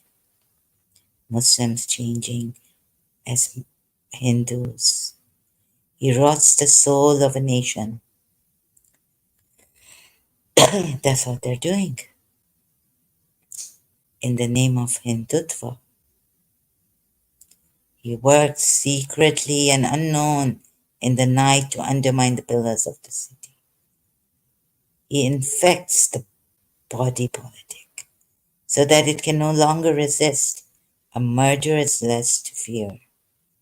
Marcus Tullius Cicero. So this is what the Quran ayat you would say, fitna is worse, right? And these fitna bosses, they're Muslims. They're Muslims. What do you say? Am I crazy? And yet, I tell you, we will not be able to stop. They will sacrifice the Muslims. 1,000, 2,000, 4,000. Whatever they can do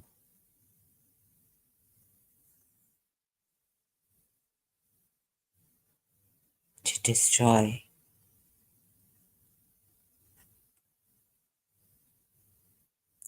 Bharat.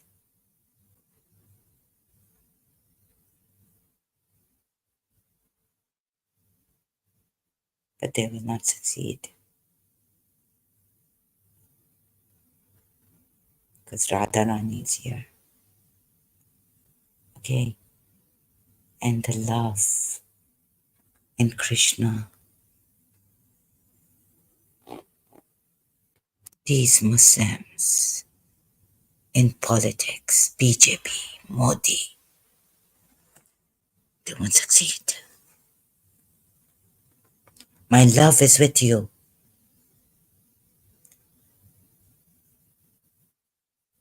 You know, sometimes it hurts to love so bad. And it hurts like Radharani didn't give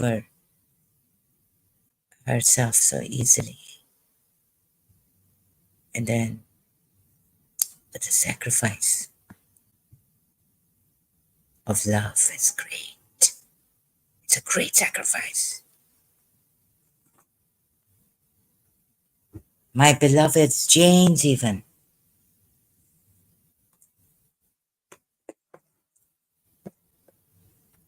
those beloveds of mine in Bharat, those who have loved me sincerely. Every time in the Kirtan, Paramahamsa, Bhakti Marga, they say, Jai Radhe. I have to pick up my arm and go down, put my hands together on my forehead and say, you know, Jai to put my hands up, arms up and say, Jai devotees, and then go down and put my hand.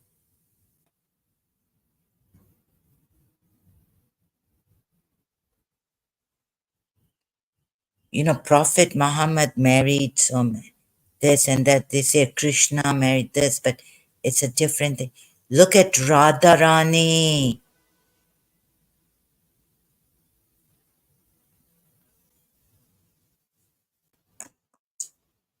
That's nothing in the world. Without love, you are nothing. You know, Corinthian, even Christians have this in the Bible, Corinthian 13. Prophecies will end.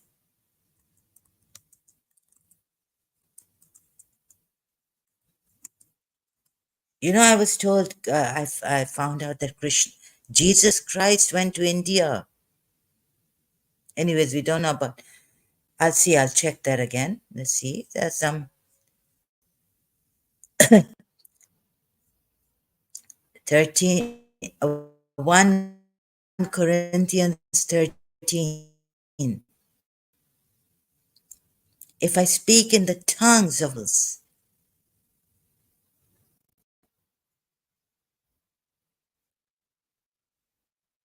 let me just add this to the screen. It's not going. Something is wrong. It's stuck here.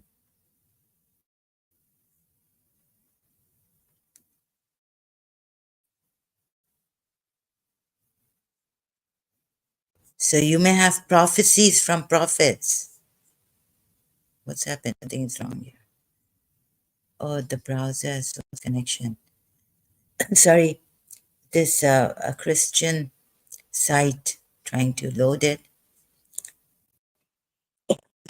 Corinthian, forget it then. It's not working. But do you know the love of Radharani for Krishna and how you were taught that there's divinity, how to love? What an easy thing. Since day one, you're taught. So you weren't taught like that in Judaism. You weren't taught like that in Christianity. Not from day one. From day one, Adam and Eve sinned. You know, the origin sin. But in India, Bharat, Bhumi Devi's land, you're taught ancient from day one that love, how to love the divine, and the divine is your lover. And you can be one with that divine.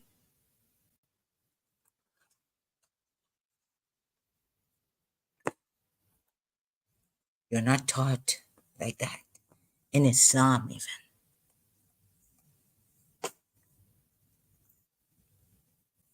In Islam, you have to cut off from the enemies of Allah, follow Prophet Muhammad. Yeah, love Prophet Muhammad.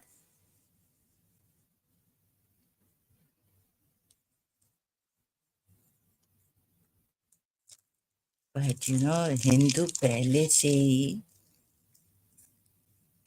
forget all the scriptures, I say. Just remember this.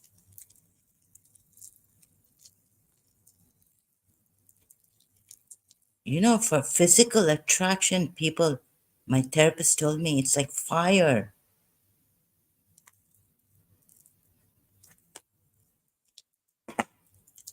People have, Shias have gone into muttas.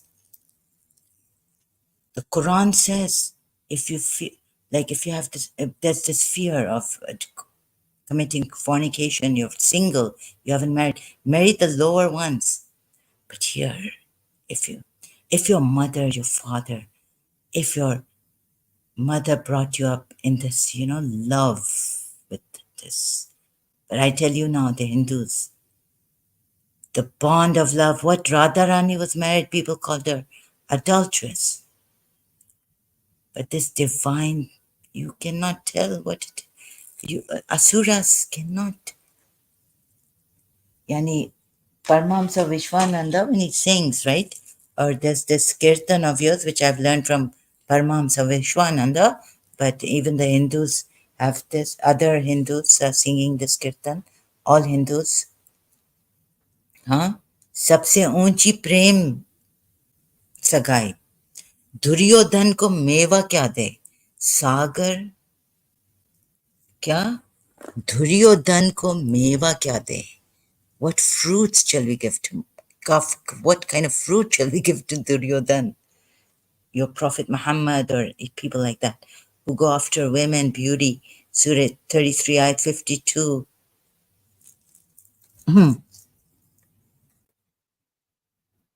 And people after material values and all this, forgetting their own interest, and my religion told me this, and their egos are coming up. And as a Shia, I could see these Sunnis who were saying this kind of a thing.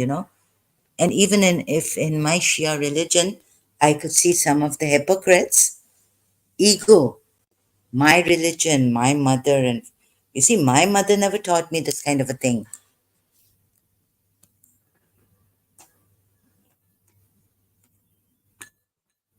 My mother's religion.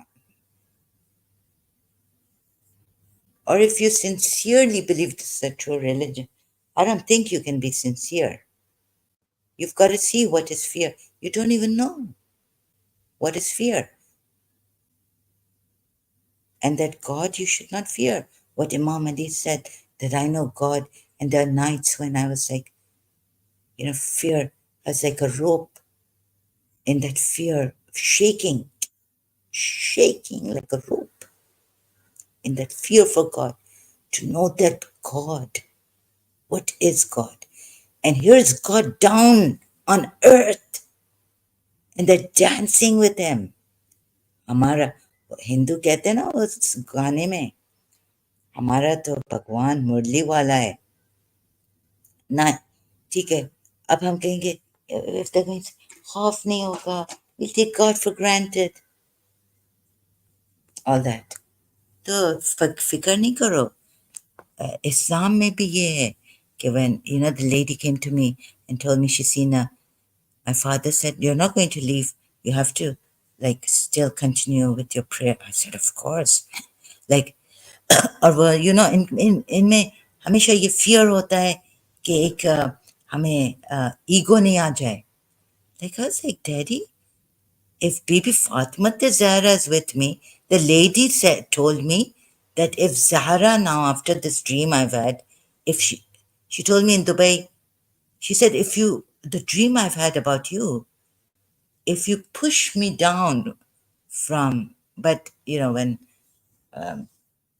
but she was like, if you push me down from a height, I would say nothing.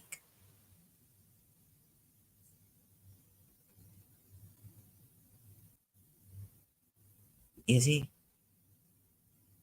the dream I've had about you, now if you push me down, that's murder. That's a cruel way. She said, I will not say anything. I will not complain. Like ur ke खाक कहेगी ये दर्द मोहब्बत सहने दो.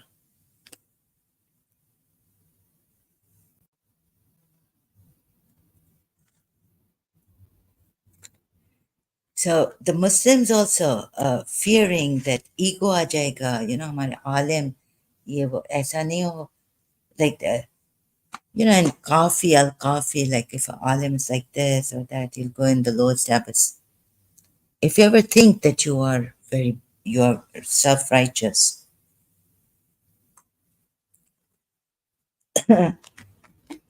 develop an ego because you've prayed and you feel proud of your fasting and your prayers, and you will go to hell. And you look down on someone you're comparing. I've this girl, yeah, or this woman, or this man. You'll go to hell. Takabbur aa gaya, shaitan is in you. So there's always the fear, even in alims, religious scholars, marjas,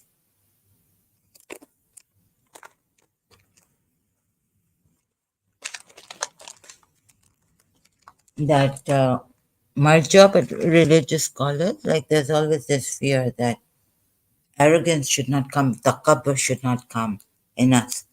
Feeling that we are superior to the other person, because we're olims and we've done so much.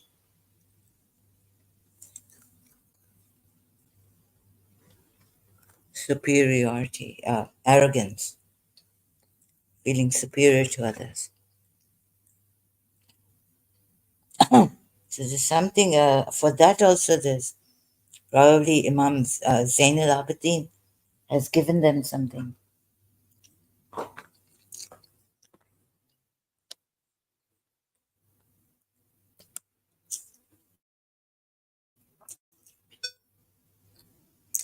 And of course, they have to emulate Imam Ali. They can't even get near Imam Hassan, but emulate Imam Ali.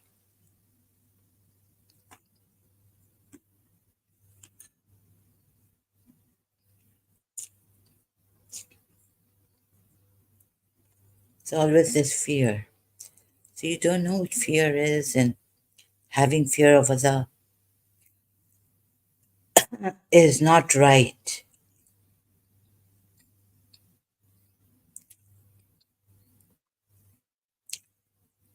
You see, that's why if, let's say, I was listening to this of Bhakti Margani is right. Like, if what H.D. Goswami was saying, an interview with Harya, sorry, Hirda, Hirdayananda Das. Can't pronounce his first name, I just give up. So, Swami Kanta, sorry, Raviti Kanta, um, February 2018, an interview with, no, sorry, this is not the one. Presenting Vishnavism. Presenting Vishvanism. HD with HD Goswami, like that's the interview. It's not, yeah, where's it? But is it written here? The topic. Yes, in the West with HD Goswami, Thinking Bhakti. Swami Raviti Kanta's channel, YouTube channel. Raviti Kanta.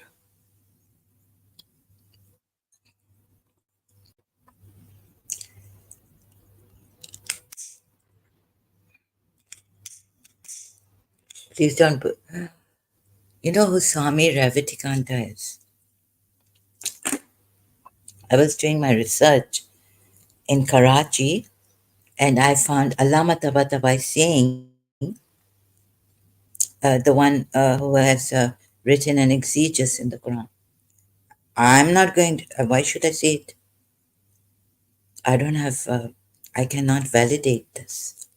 I don't have proof. So don't let me make a. So Allama Tabatabai wrote, I'm just a thorn. I don't know, the Swami Raveti Kanta. I'm a thorn. So how I worked it out. Where's the saying I found? I'm a thorn.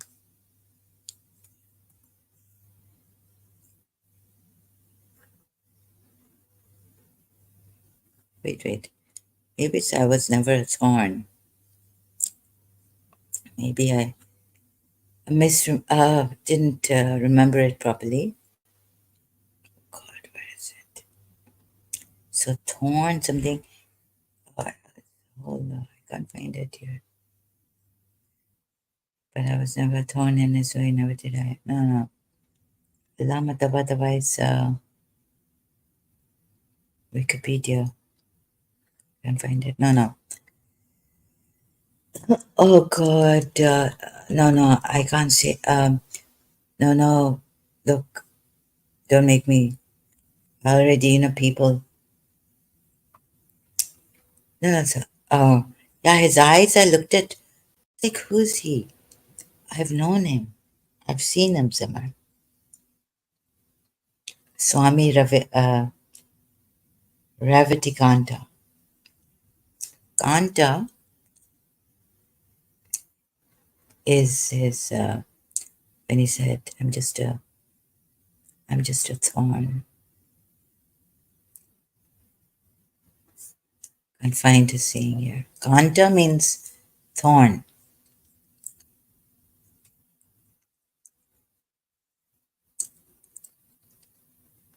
I'm a thorn. And then I was okay, Kanta, right? And so I looked at his eyes. Yeah, he looks like Allama Tabatabai reincarnated. But Swami, what about Revati? So, when I was looking at, because Allama Tabata, just remember his March. What's his birth? 16 March, right? 15 November 1981, he passed away. Oh. So there's a saying, Allama Tabatabai says, I'm just a thorn in the garden. There's something like this.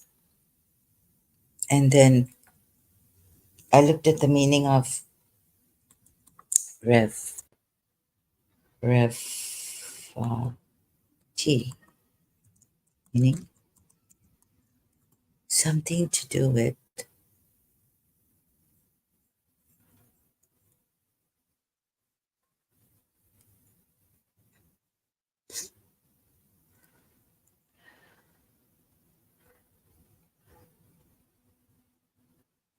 March, Pisces, right? Revati, a goddess.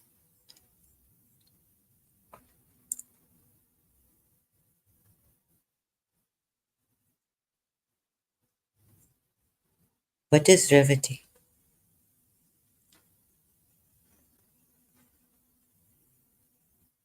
Okay, Mercury also. I just associated with. I'm reading all over the place here, but I've found something to do with Pisces. Corresponds with Pisces. March, Indian zodiac, 16 degrees 40, 30. What's this? Sorry, I haven't shared this on the screen, and I'm reading out from a website. I don't know. I'm not sure. Revity.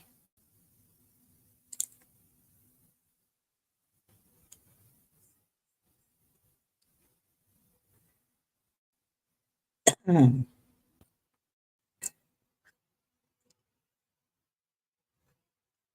I don't know. I found something that has to do with March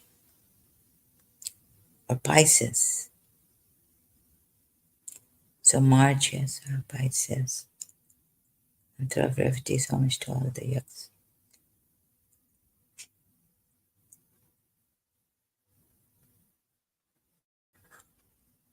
Okay, but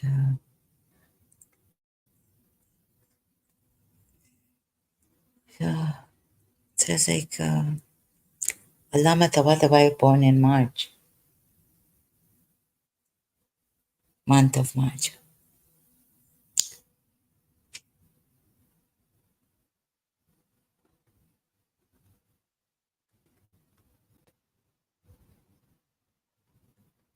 Yeah, here's something. Hindu name for Zeta Piscium, star on the edge of the Pisces zodiac constellation. Oh, I say, yeah, it's coming near. And Alama Tabatabai, born in March. So that's.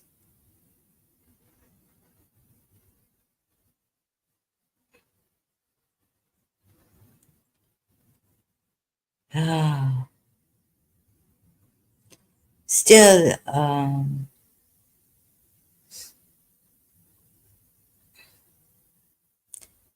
constellation, musical, Ragini wealth. Maybe, I don't know. Yeah, something like this. Yeah, okay. So Allah Madhavadavai. I removed March. Okay.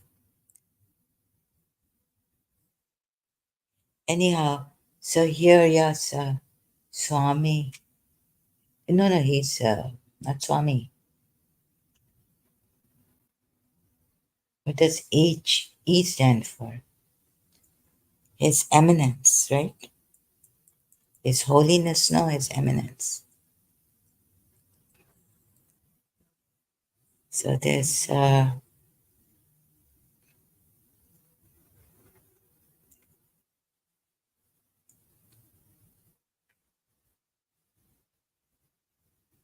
I've got to see this video. Muhammad Ayat's 10 hours ago. New video has come. The behavior of the Prophet. Okay. So, yeah, comes closer. Encanta. I've got to see this again. Reviticanta, right? I can't believe this.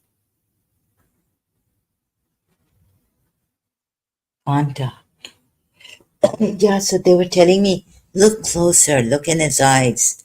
Who does he remind you of? And I had seen when I was doing the Mizan, uh, I'd seen Allama Tabatabai picture.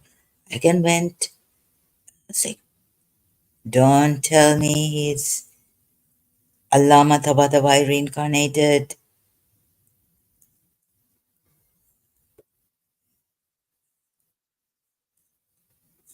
When was Swami? If Swami Ravatikanta was born after 1981 November, then maybe yes. I'm not sure. It's these things happening, and slowly, uh, they're not letting me go. So I still, I don't believe in a God, but maybe like what Jainism is. Right? I don't believe in God. People suffering. Uh,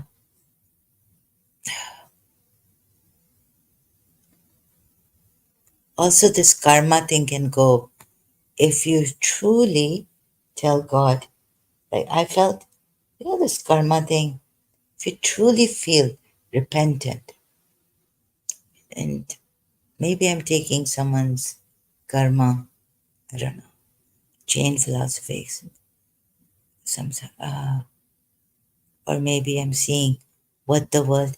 So I didn't want to, like this, like what Swami hears. No, sorry, H.E. Goswami says to Ravatikanta, Swami Ravatikanta, that that authority, that thing, and then you won't be friendly. You know,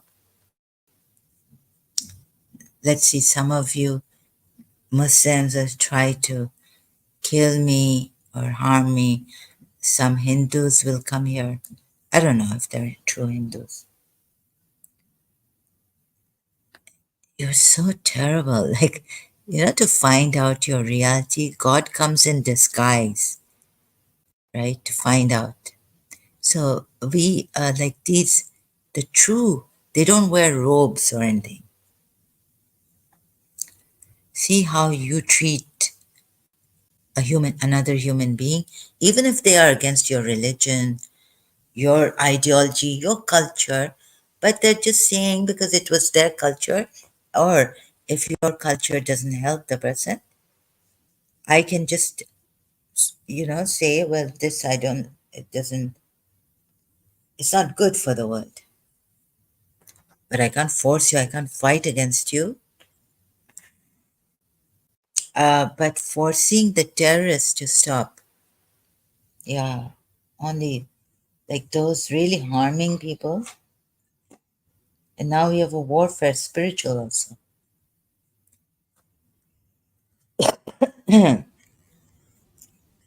So, but not in this, like, Coming here, coming to the Quran and this way of fighting.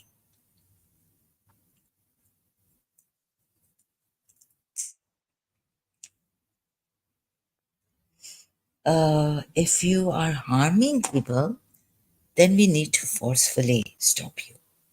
Even if it's for your belief or blasphemy, then we need to stop you forcefully.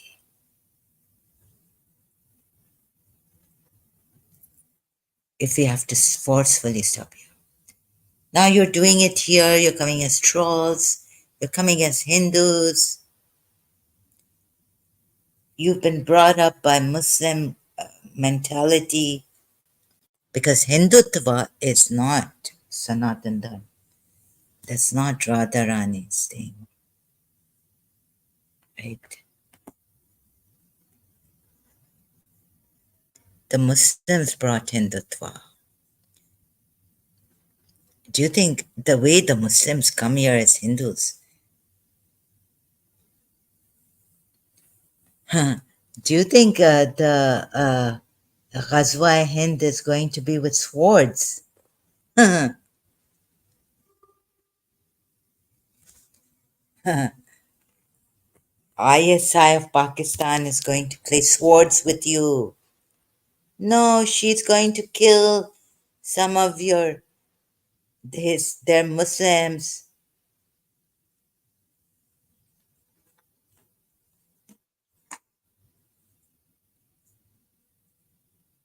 in India, provoking the Hindus.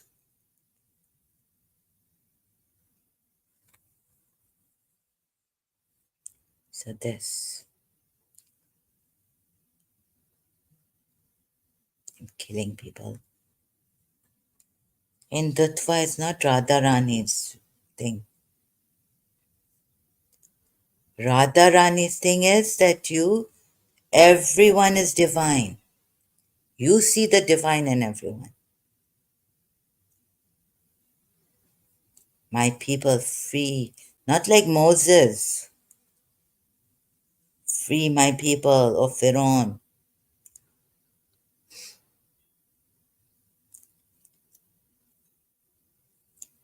This is from ancient time.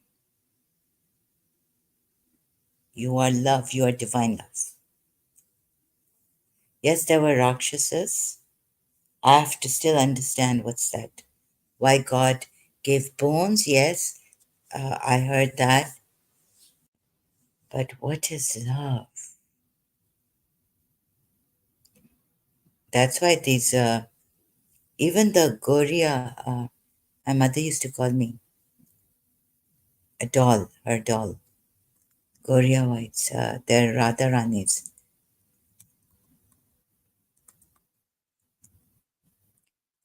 Radharanis.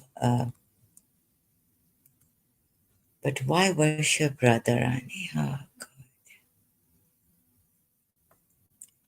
Guriya Vaishvanism. Guriya. Goria. It's like doll, right? Anyways, it reminds me of my mother calling me Guriya. In our Sindhi Koja, Guriya refers to Gora or Goda region, Acha of Bengal. Oh, Bhagavad Gita, Purana. Yeah, they are worship of Vishnu, Krishna, Rama, Acha. And so reading from Wikipedia, sorry, I have to share this. Okay, stop this. Okay, they're not going to stop, and by me saying stop this, you know, they're quite invested in this. Invested in this.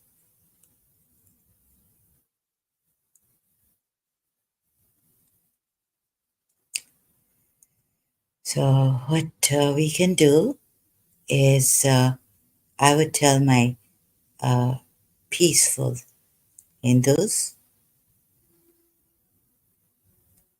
all the time peace.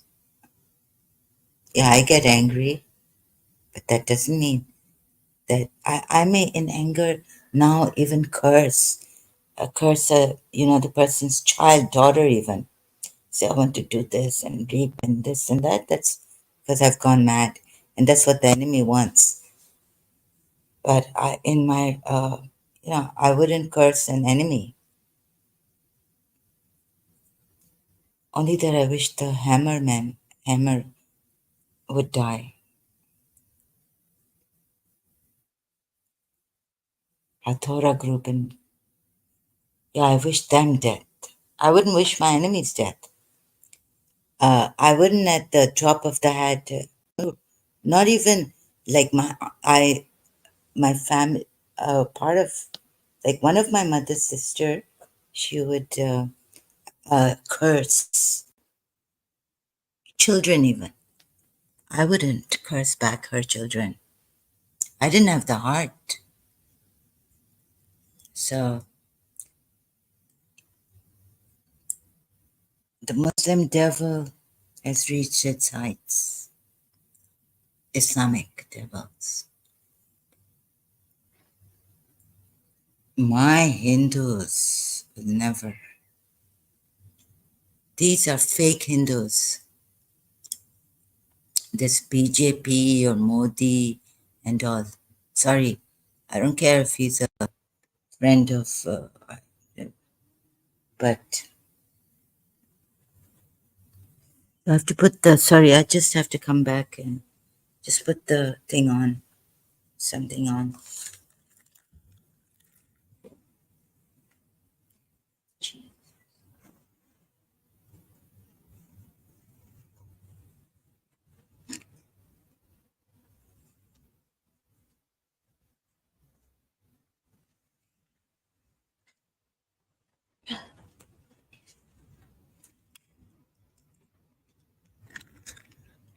Okay. So I felt I had to do something. I was compelled every day, every moment, as now reading about Gujarat riots. So,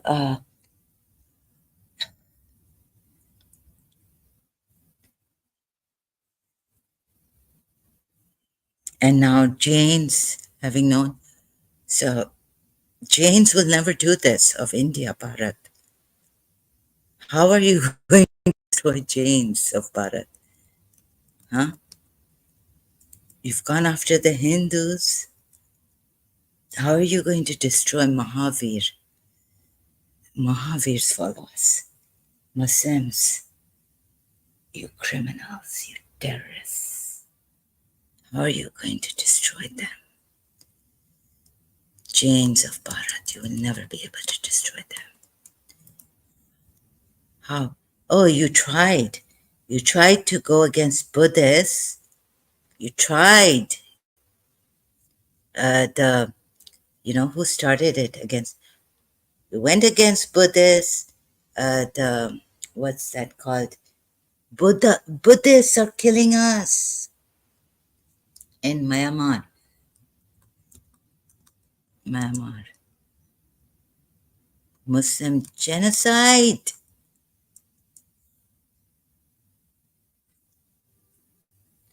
Rohingya genocide is a series of ongoing persecutions and killings of Muslim Rohingya people by the military of Myanmar. Myanmar. The genocide. So when my principal told me, my enemy heard it. It's a warfare, spiritual warfare. Look, since my principal told me that you should see about Buddha, Buddha, follow Buddha. Maybe, listen to some of his, maybe that will help in your, all this that I was going through. A lot. And I couldn't stand still. I couldn't sleep properly. So, you know how this, I went into the Myanmar after some time and realized that actually it's on the field when they went, there was this, they found out that actually the Muslims had fingered, upset, or what do you say, Buddhists. No, if you go to the field, right? You go to the field. You go to Myanmar.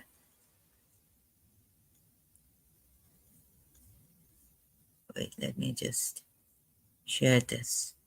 So there were some from the, let's see, by the world's least wanted, was Rohingya people. There's another article. They found out, they went on the field, that actually the Muslims started this in Rohingya. Muslims started against the Hindus there. That's how the persecution of Rohingya Muslims dates back to 1970s. Here, okay, it says this. But what forces are fueling Myanmar's Rohingya crisis? For decades, Rohingya, an ethnic Muslim minority group in Myanmar, rights groups suspect the government has committed genocide. Oh, not just. Some time ago, I read that this was like it started because in Rohingya, they were killing the Hindus, right? That's why it started. Just a minute. So this. Oh, I have to help myself. Anyways, as long as I'm alive, God, I just have to settle down here and speak about this. Okay, it says here in Wikipedia 1970s, since,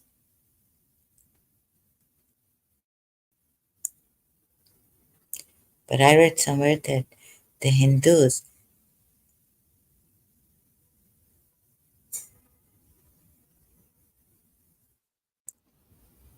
let's see, the Muslims killed Hindus there. I don't know. Amnesty International.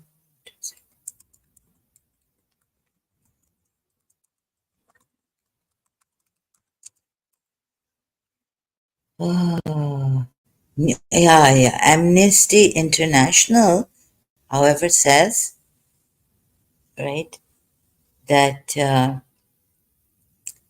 on 22nd May 2018, while the massacre of Khamong Sikh village tracked as the most egregious incident of human rights abuses by ARSA, new evidence reveals Rohingya armed group. What did they do? I'll just stop sharing. I hope my email doesn't pop up.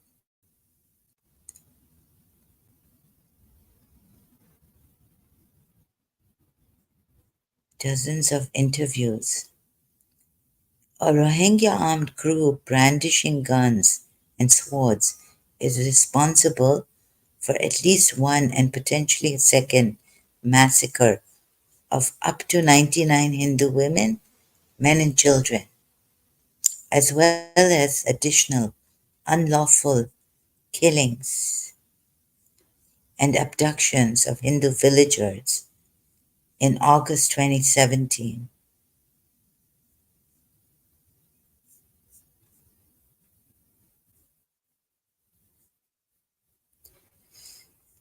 I really don't know what to believe in. So, August 2017, Amnesty International revealed today, after carrying out a detailed investigation inside Myanmar's Rakhine state, based on dozens of interviews conducted there and across the border in Bangladesh, as well as photographic evidence analyzed by forensic pathologists. The organization revealed how Arakan Rohingya Salvation Army fighters sowed fear among Hindus and other ethnic communities with these brutal attacks. So it was the ARSA, not the Buddhists, killing. It's hard to ignore the sheer brutality of ARSA's actions. They're not Buddhists, right?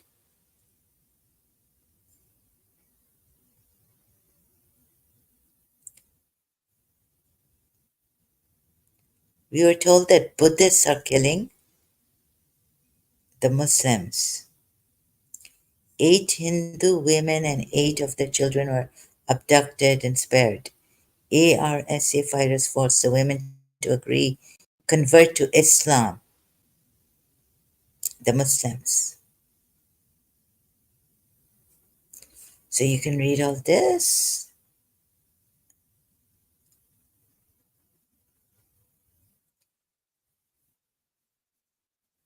I don't know. This is what Amnesty says.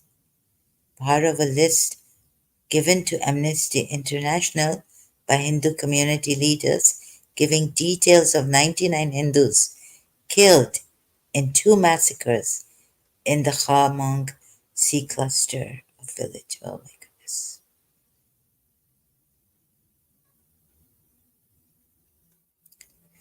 Okay, so in this brutal and senseless act, members of these Muslim ARSA captured scores of Hindu women, men, and children and terrorized them before slaughtering them outside their own villages. The perpetrators of this heinous crime must be held to account, said Tirana Hassan. Uh,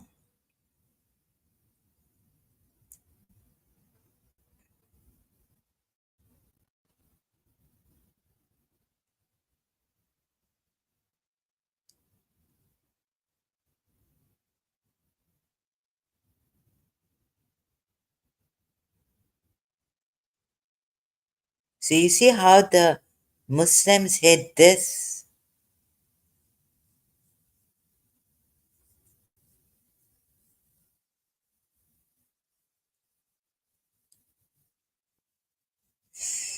It's such brutal people.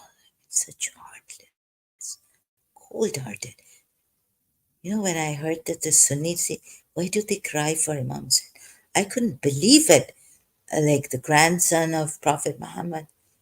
We cry because you know what they did to him?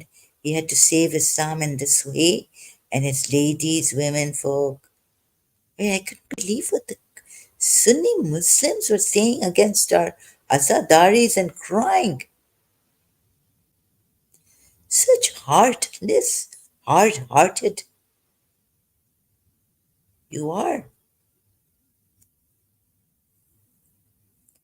Objecting against our crying for Imam Hassan. No, no, they shouldn't be crying. No, no. Like what the Shias know in the position of the Shias.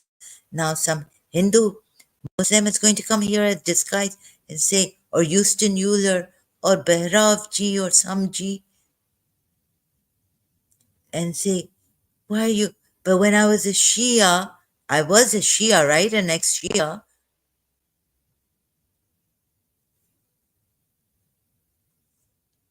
I, for me, that was heartless. That was like cold-blooded. Muslims, cold-blooded Muslims, heartless, cold-blooded. Stopping us from crying for Imam Hussein.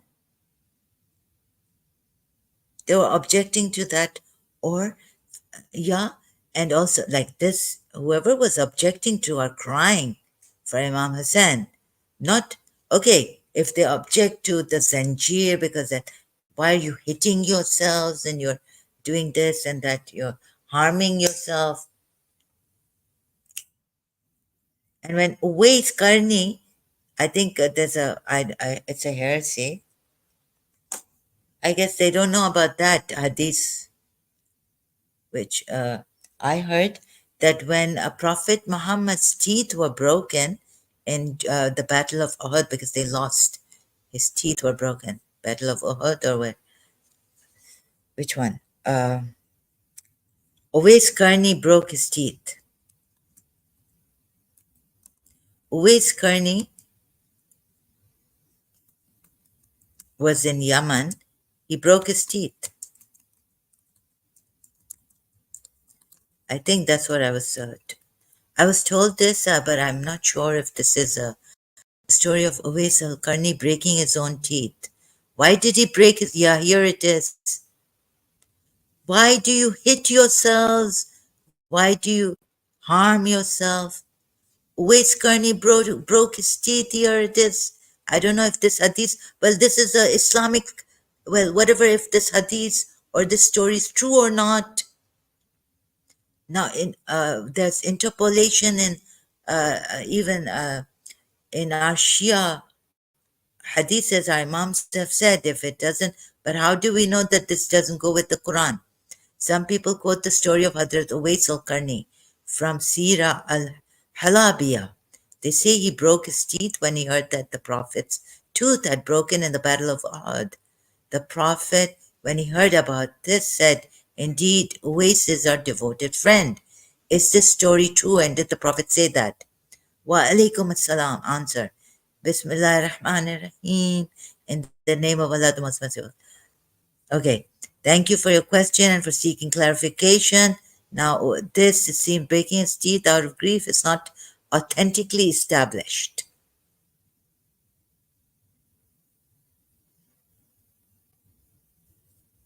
There is no report of it in the primary sources of Islamic history or Hadith collections. Now, even Sunnis say that, even our ex-Muslims say, who was he? That this Karbala story was written many years after. It's not authentic. Go to Farid on YouTube, me also, and see, find out. But our riwayats do not, like, I wanted to see other riwayats, I wanted to see other traditions somewhere else. Just couldn't take it from Bibi Zainab and then from Imam Zain al Abidin who survived it, then to Imam Muhammad Bakr, then to Imam, Imam Sajjad, to Imam. So they've been giving it to their Shias. This is what happened in Muharram, in Karbala, in year, whatever, whichever year. Oh my God. So you have your sources you think are not, but the Sunnis don't understand this from we try to explain it to them, and this object.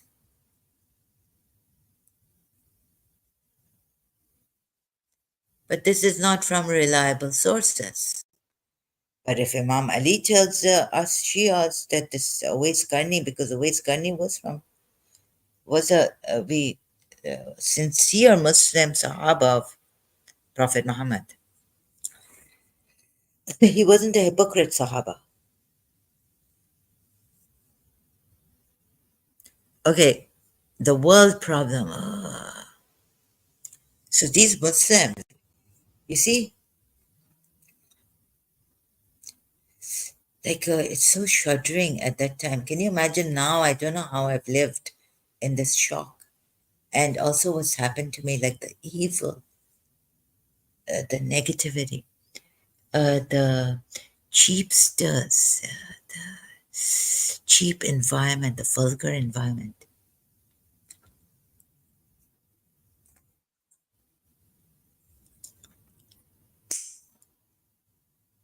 In Pakistan,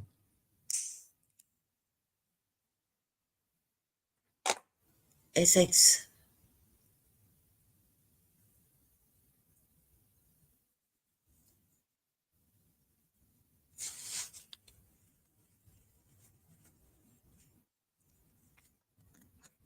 this nonsense is going on.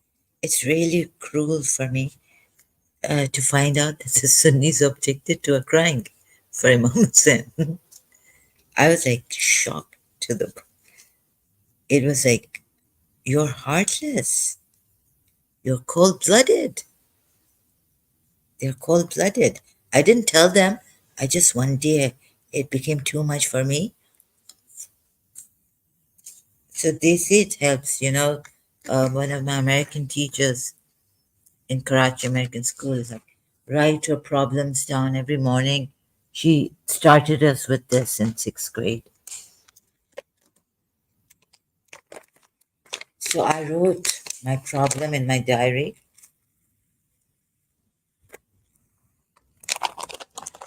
What is Imam Hussein, what he's proven, and why the fellow Muslims can't understand those who object.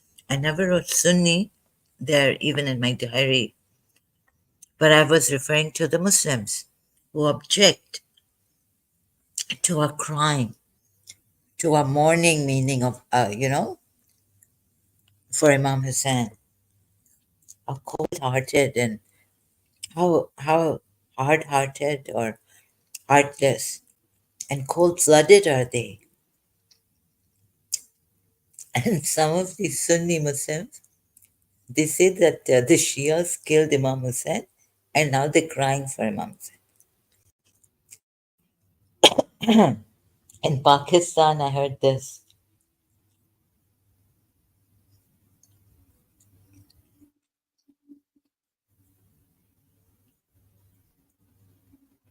Sorry, I haven't had proper food or something, so I'm just eating, putting something in my mouth. Okay, full meal haven't had.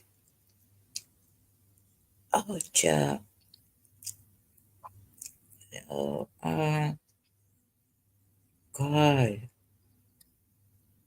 Mhm. So if I hate treachery, I hate hypocrisy, I hate cruelty and fear, fear, making people scared. I hate that. They may be anyone. So I will do my best to remind you, come here like a mosquito, like Anita Rai has written. Anita Rai. Oh God, on Bibi Zainab, the essential woman.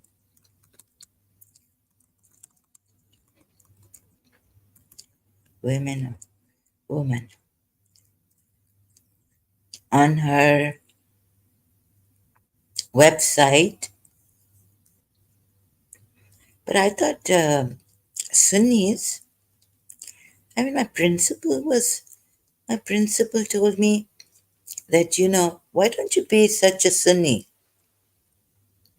My principal told me that someone told, since, I think they found out that I was having these insecurities because Saima Peer had become a friend of my principal's band buddy and all this, and she was going there, and I was here in my madness saying, yes, of course, they're Sunnis, and so they wouldn't like me. Also, Saima Peer is very like career woman and all this. But the thing was also the Sunni thing, they're Sunnis. So, anyways, I put something on Facebook and all this. They must have found out. Uh, so, my principal said this time when I went to her place in Karachi, year 2010 or 11, I can't remember exactly when, in year 10 or 2010 or, anyways, she told me that, someone told, no, her niece told me, someone told her grandfather, right, that maybe it was principal's father, I think her or her maternal, then it would be principal's father. If paternal, I don't know, but she said someone told my grandfather that you know what Umar had done or something like this against Fatima Zahra. So that's why like we don't, and so you know, so he said, oh, okay, I understand. And he was very, you know, he was, he didn't get angry, he listened. First and foremost, like we, even as me as a Shia, I used to listen to people. And understanding hearts. Like I wouldn't fight or start getting angry and have debates, arguments on that. So he said, "Oh, okay, so then I won't do that," like something. So these were the Sunnis, Bastakis, who were killed, massacred, or they were in Iran. Their forefathers,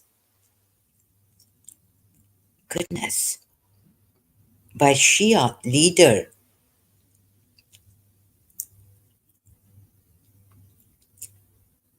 many years like back. Principal's forefathers, Bastakis.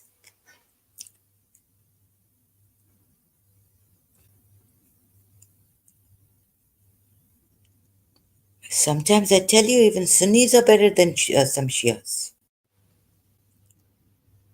So I mean, sometimes it's like, or some Sunnis are better than Shias in this case.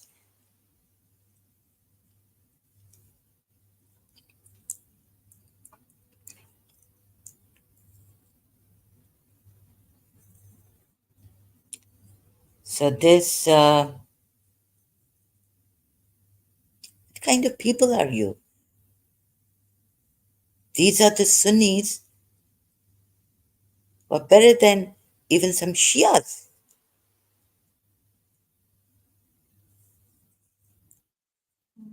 So, but the Pakistani, these Pastakis whose forefathers were killed, can you believe this?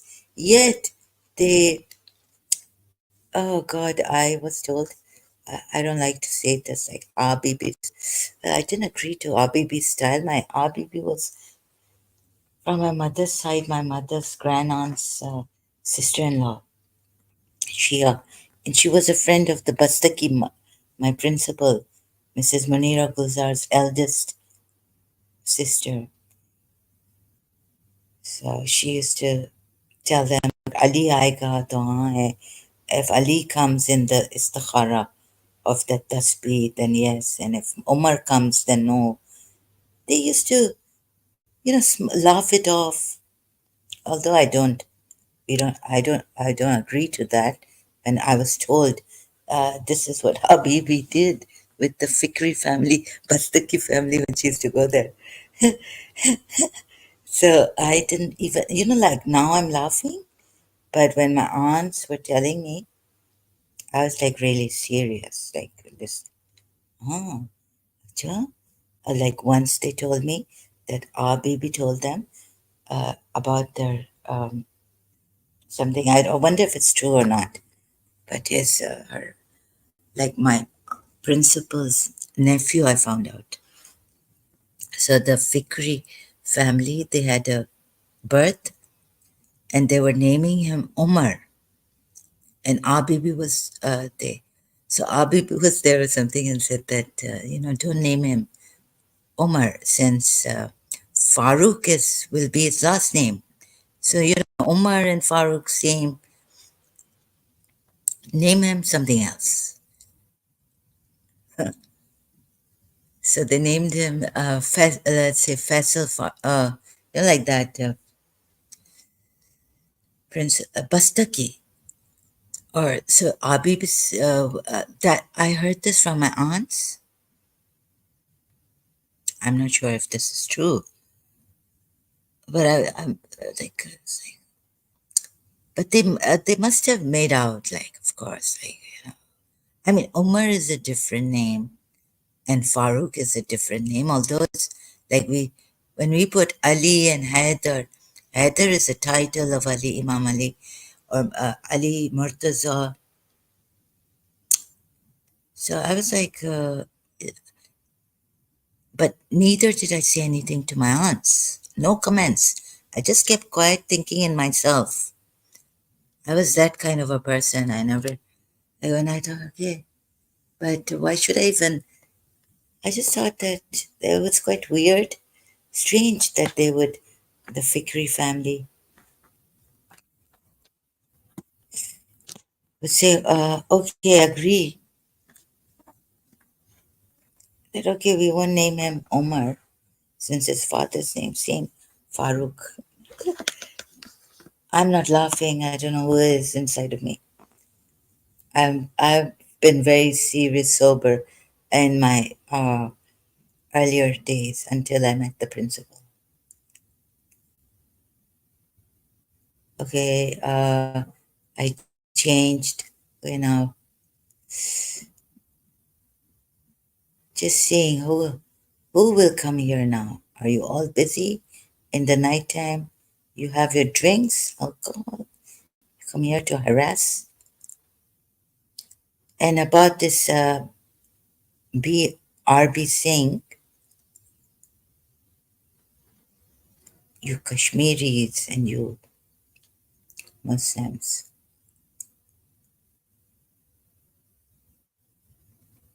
you can break us, right? You think you can kill us, but our spirits will be alive. There'll be another with the name of I will come back. And then my name will be Radharani, maybe. Because I believe in reincarnation, I've experienced it. And even the energy, the change, the coming back, the growing, even in the Quran, you can see. So for a century, for 1400 years, you have done zulm on those who left this religion, on people. You can kill us, execute us, put us in jail, threaten us. Now, who's this RB Singh who's threatening me? Like he will get me deported. Yeah, do your, with your Muslim, go to your Muslim uh, sheikh friend, right? And tell him that I'm an ex-Muslim. Call him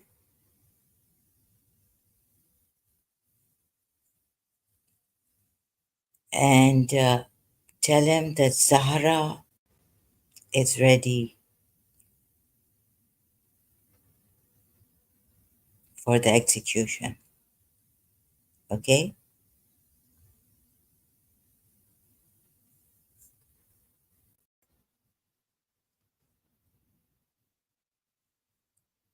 Don't give me empty threats here, RB Singh. I'm ready for the execution. Okay, what more can I expect from you Muslims? Oh yeah, rape before execution. Perhaps. You have the Londi here?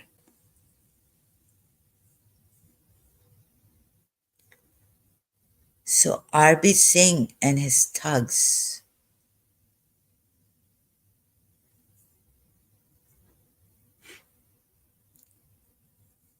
What pimpish thing are you doing right now?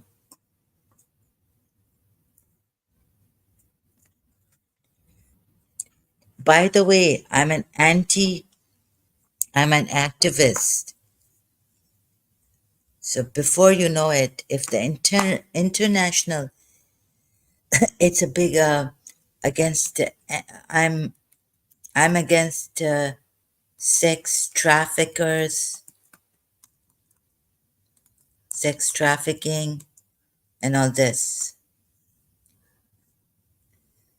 Let's see, sex trafficking in UAE or even internationally? Who can help me? Federal Law Number 51 of 2006 and its amendments in Federal Law Number 1 of 2015 criminalize sex trafficking and labor trafficking.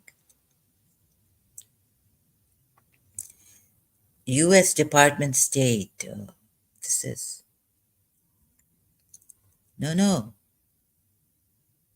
report from U.S. Department of State Government, United Arab Emirates. Zahra. So R.B. Singh, when you come to the UAE and I appeal, maybe you will be the first one to be caught here, not me. If UAE is honest on this, right? Human rights for humanity.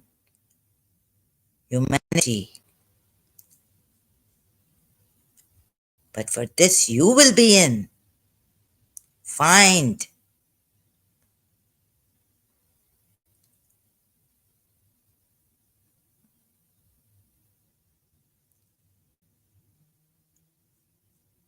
We're going to catch you here, R.B. Singh.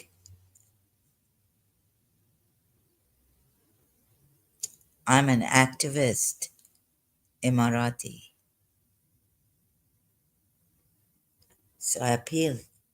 The moment you set foot in UAE, you'll be caught, fined, deported back to Thailand, back to you where you came from. Don't give me this nonsense. Even though I will be executed for being an ex-Muslim, but I know that I never hurt any woman, never any girl, not even a Sunni girl.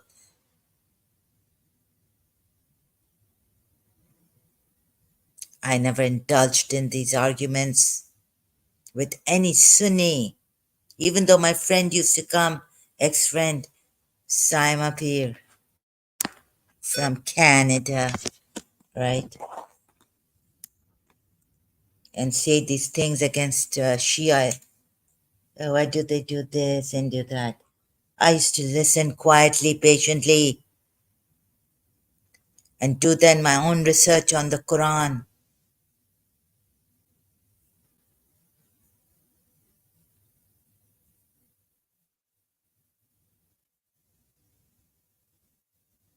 So any of you thugs come here. Oh, and I don't want to trouble Sharjah police. Since you have brought out His Highness President of UAE's name and threatening me here, you will be in jail in Sharjah. Sharjah's rules are more strict, my uncle told me. My aunt's husband here. Sharjah's rules are more strict on this. Human trafficking.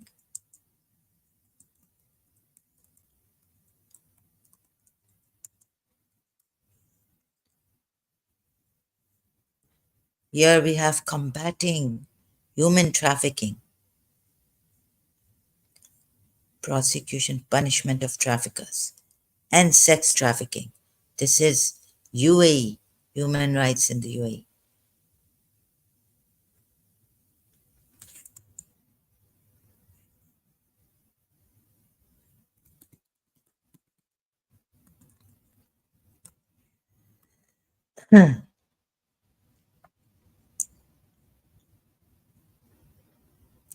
Sharjah Customs bus trafficking attempt, human trafficking.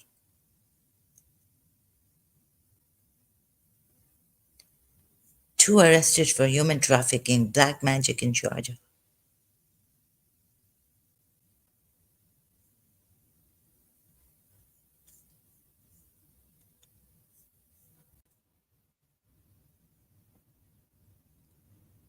So I stand for human rights, human freedom. Live and let live. We're here to save humans if you want to be saved. We're not forcing anyone. I don't want to harm anyone. But I'm going to call a spade a spade. I felt betrayed by Prophet Muhammad, and I'm going to say it, and that is not blasphemy, right? So this, I have this, I'm not well, and all this, and all the dishonesty I see, and you're trying to exploit my condition, mental illness. You will be in jail, RB saying before we know it. You can't step into UAE, and your thugs don't come here because His Highness, even the President of UAE, he would not like his Emirati females to be harassed.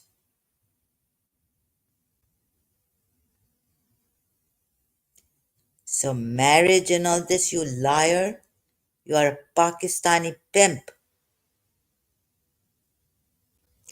You are jealous that His Highness Sheikh Hamad bin Zayed Al Nahyan has built a temple for the Hindus. You Pakistani, you are the Pakistani trolls, Muslim or Indian Muslim trolls here.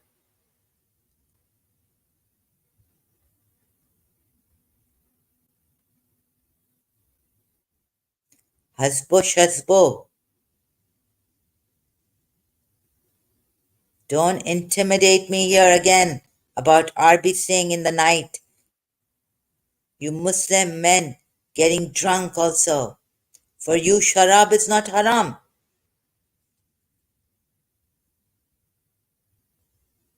But sharab is haram in the Quran.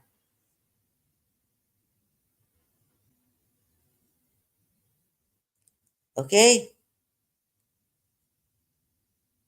Don't aggravate my condition. You cruel Muslims, liars.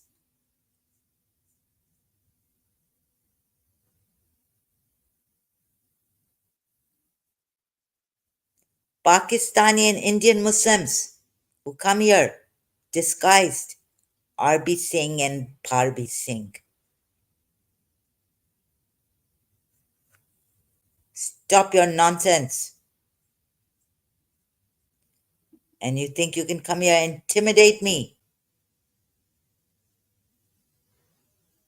aggravate me? Yes, because I'm vulnerable. I wanted to see how far you can go with this. With the Hindu names, you come here. Now come. Now come.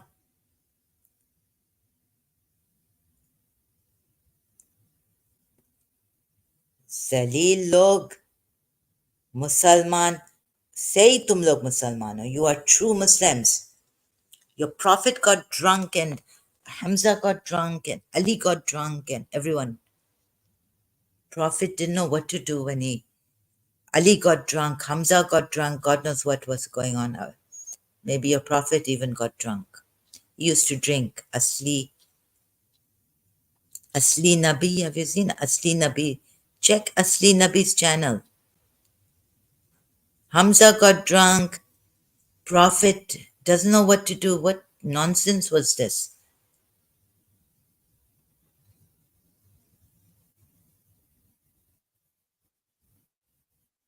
There's a Asli Nabi channel on YouTube.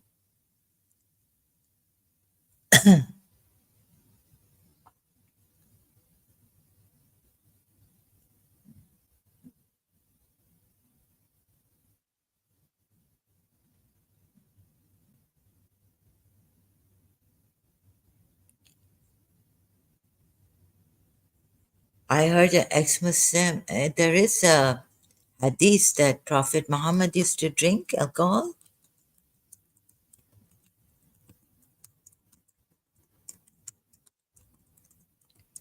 Then God told him,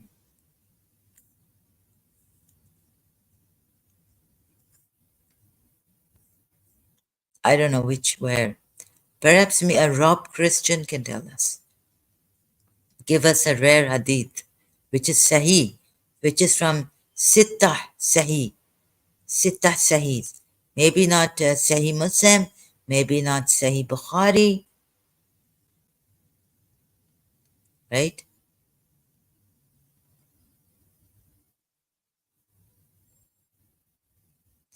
Why Muslims drink alcohol? Should be. Here it's okay. Prophet Muhammad prohibited alcoholic drinks before it was called al-badhaq.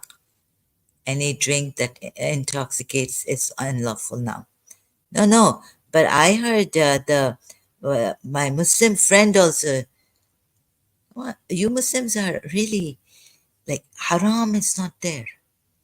Then when I showed her where haram is written for sin in Surah Araf, ayat 33, then she's like, "You oh my God, she wanted to get on top of me, like in this research. This is not about ego or Shia Islam.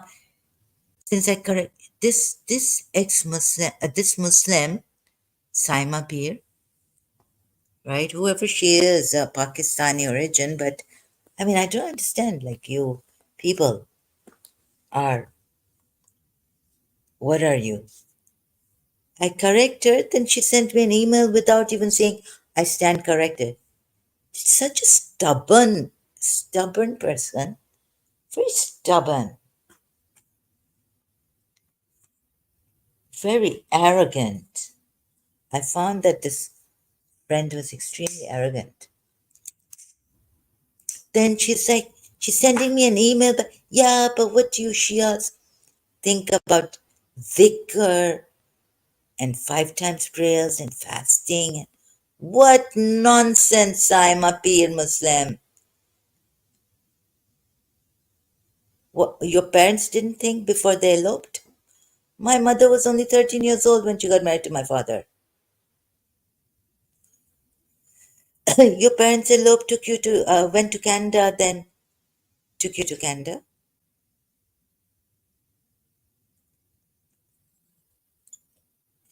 What do you Sunnis think about eloping? Huh?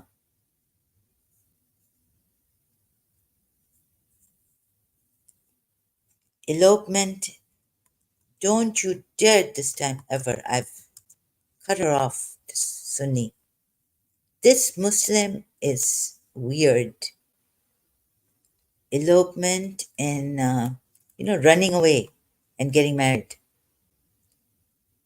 Elopement in Islam. Is it allowed? And now they come from Canada when their daughters have grown. And the daughter is giving me a hard time on the Shia Islam.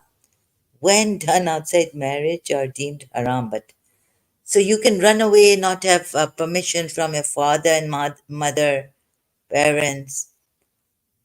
Okay, the practice of londo eha makes it easier for young men and women to become involved in intimate activities that aja in Islam. Londo, what is this londo? Aja, the practice of londo eha. What's londo eha? Makes it easier for young men and women. Ye be allowed it. To become involved in intimate activities that, when done outside marriage, are deemed haram by Islamic law. But so, no, you run away, elopement.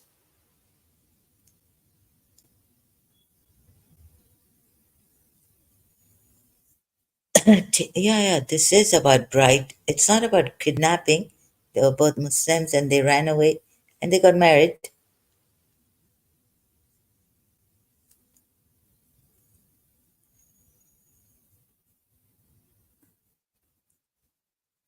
ये Canada से आते हैं मुसलमान, सुधरते नहीं है, clubbing करेंगे, शराब पियेंगे,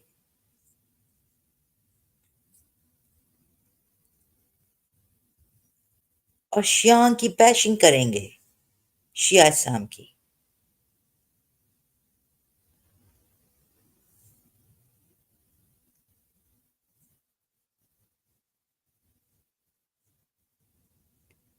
बेगैरत के बेगैरत लोग हैं। इनमें शर्म, शर्म तो इनको इनका रिलीजन है, फिर भी शर्म नहीं है।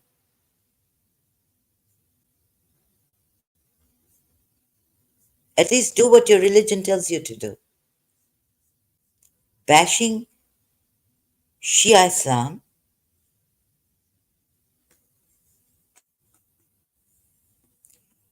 पता नहीं ये पाकिस्तानी मुस्लिम्स जो है ना, ये बहुत ज्यादा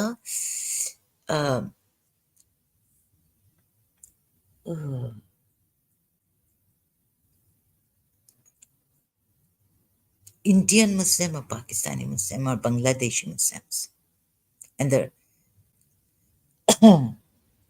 I mean,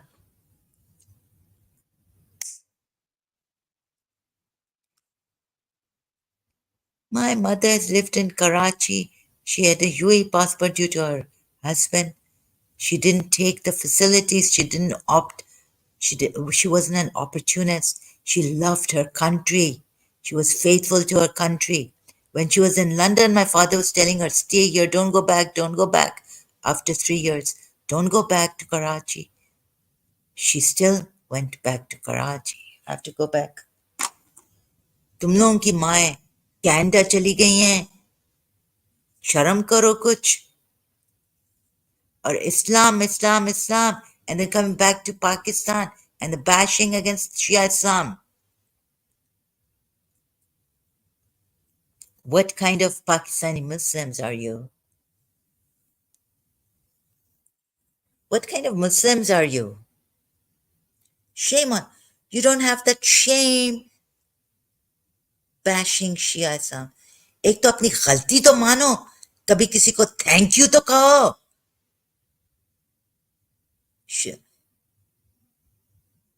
बेगैरत लोग।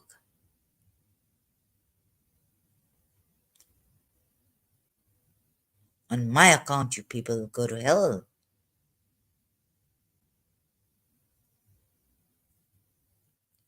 And stop your badmashiyan and stop this ego killing in the name of religion.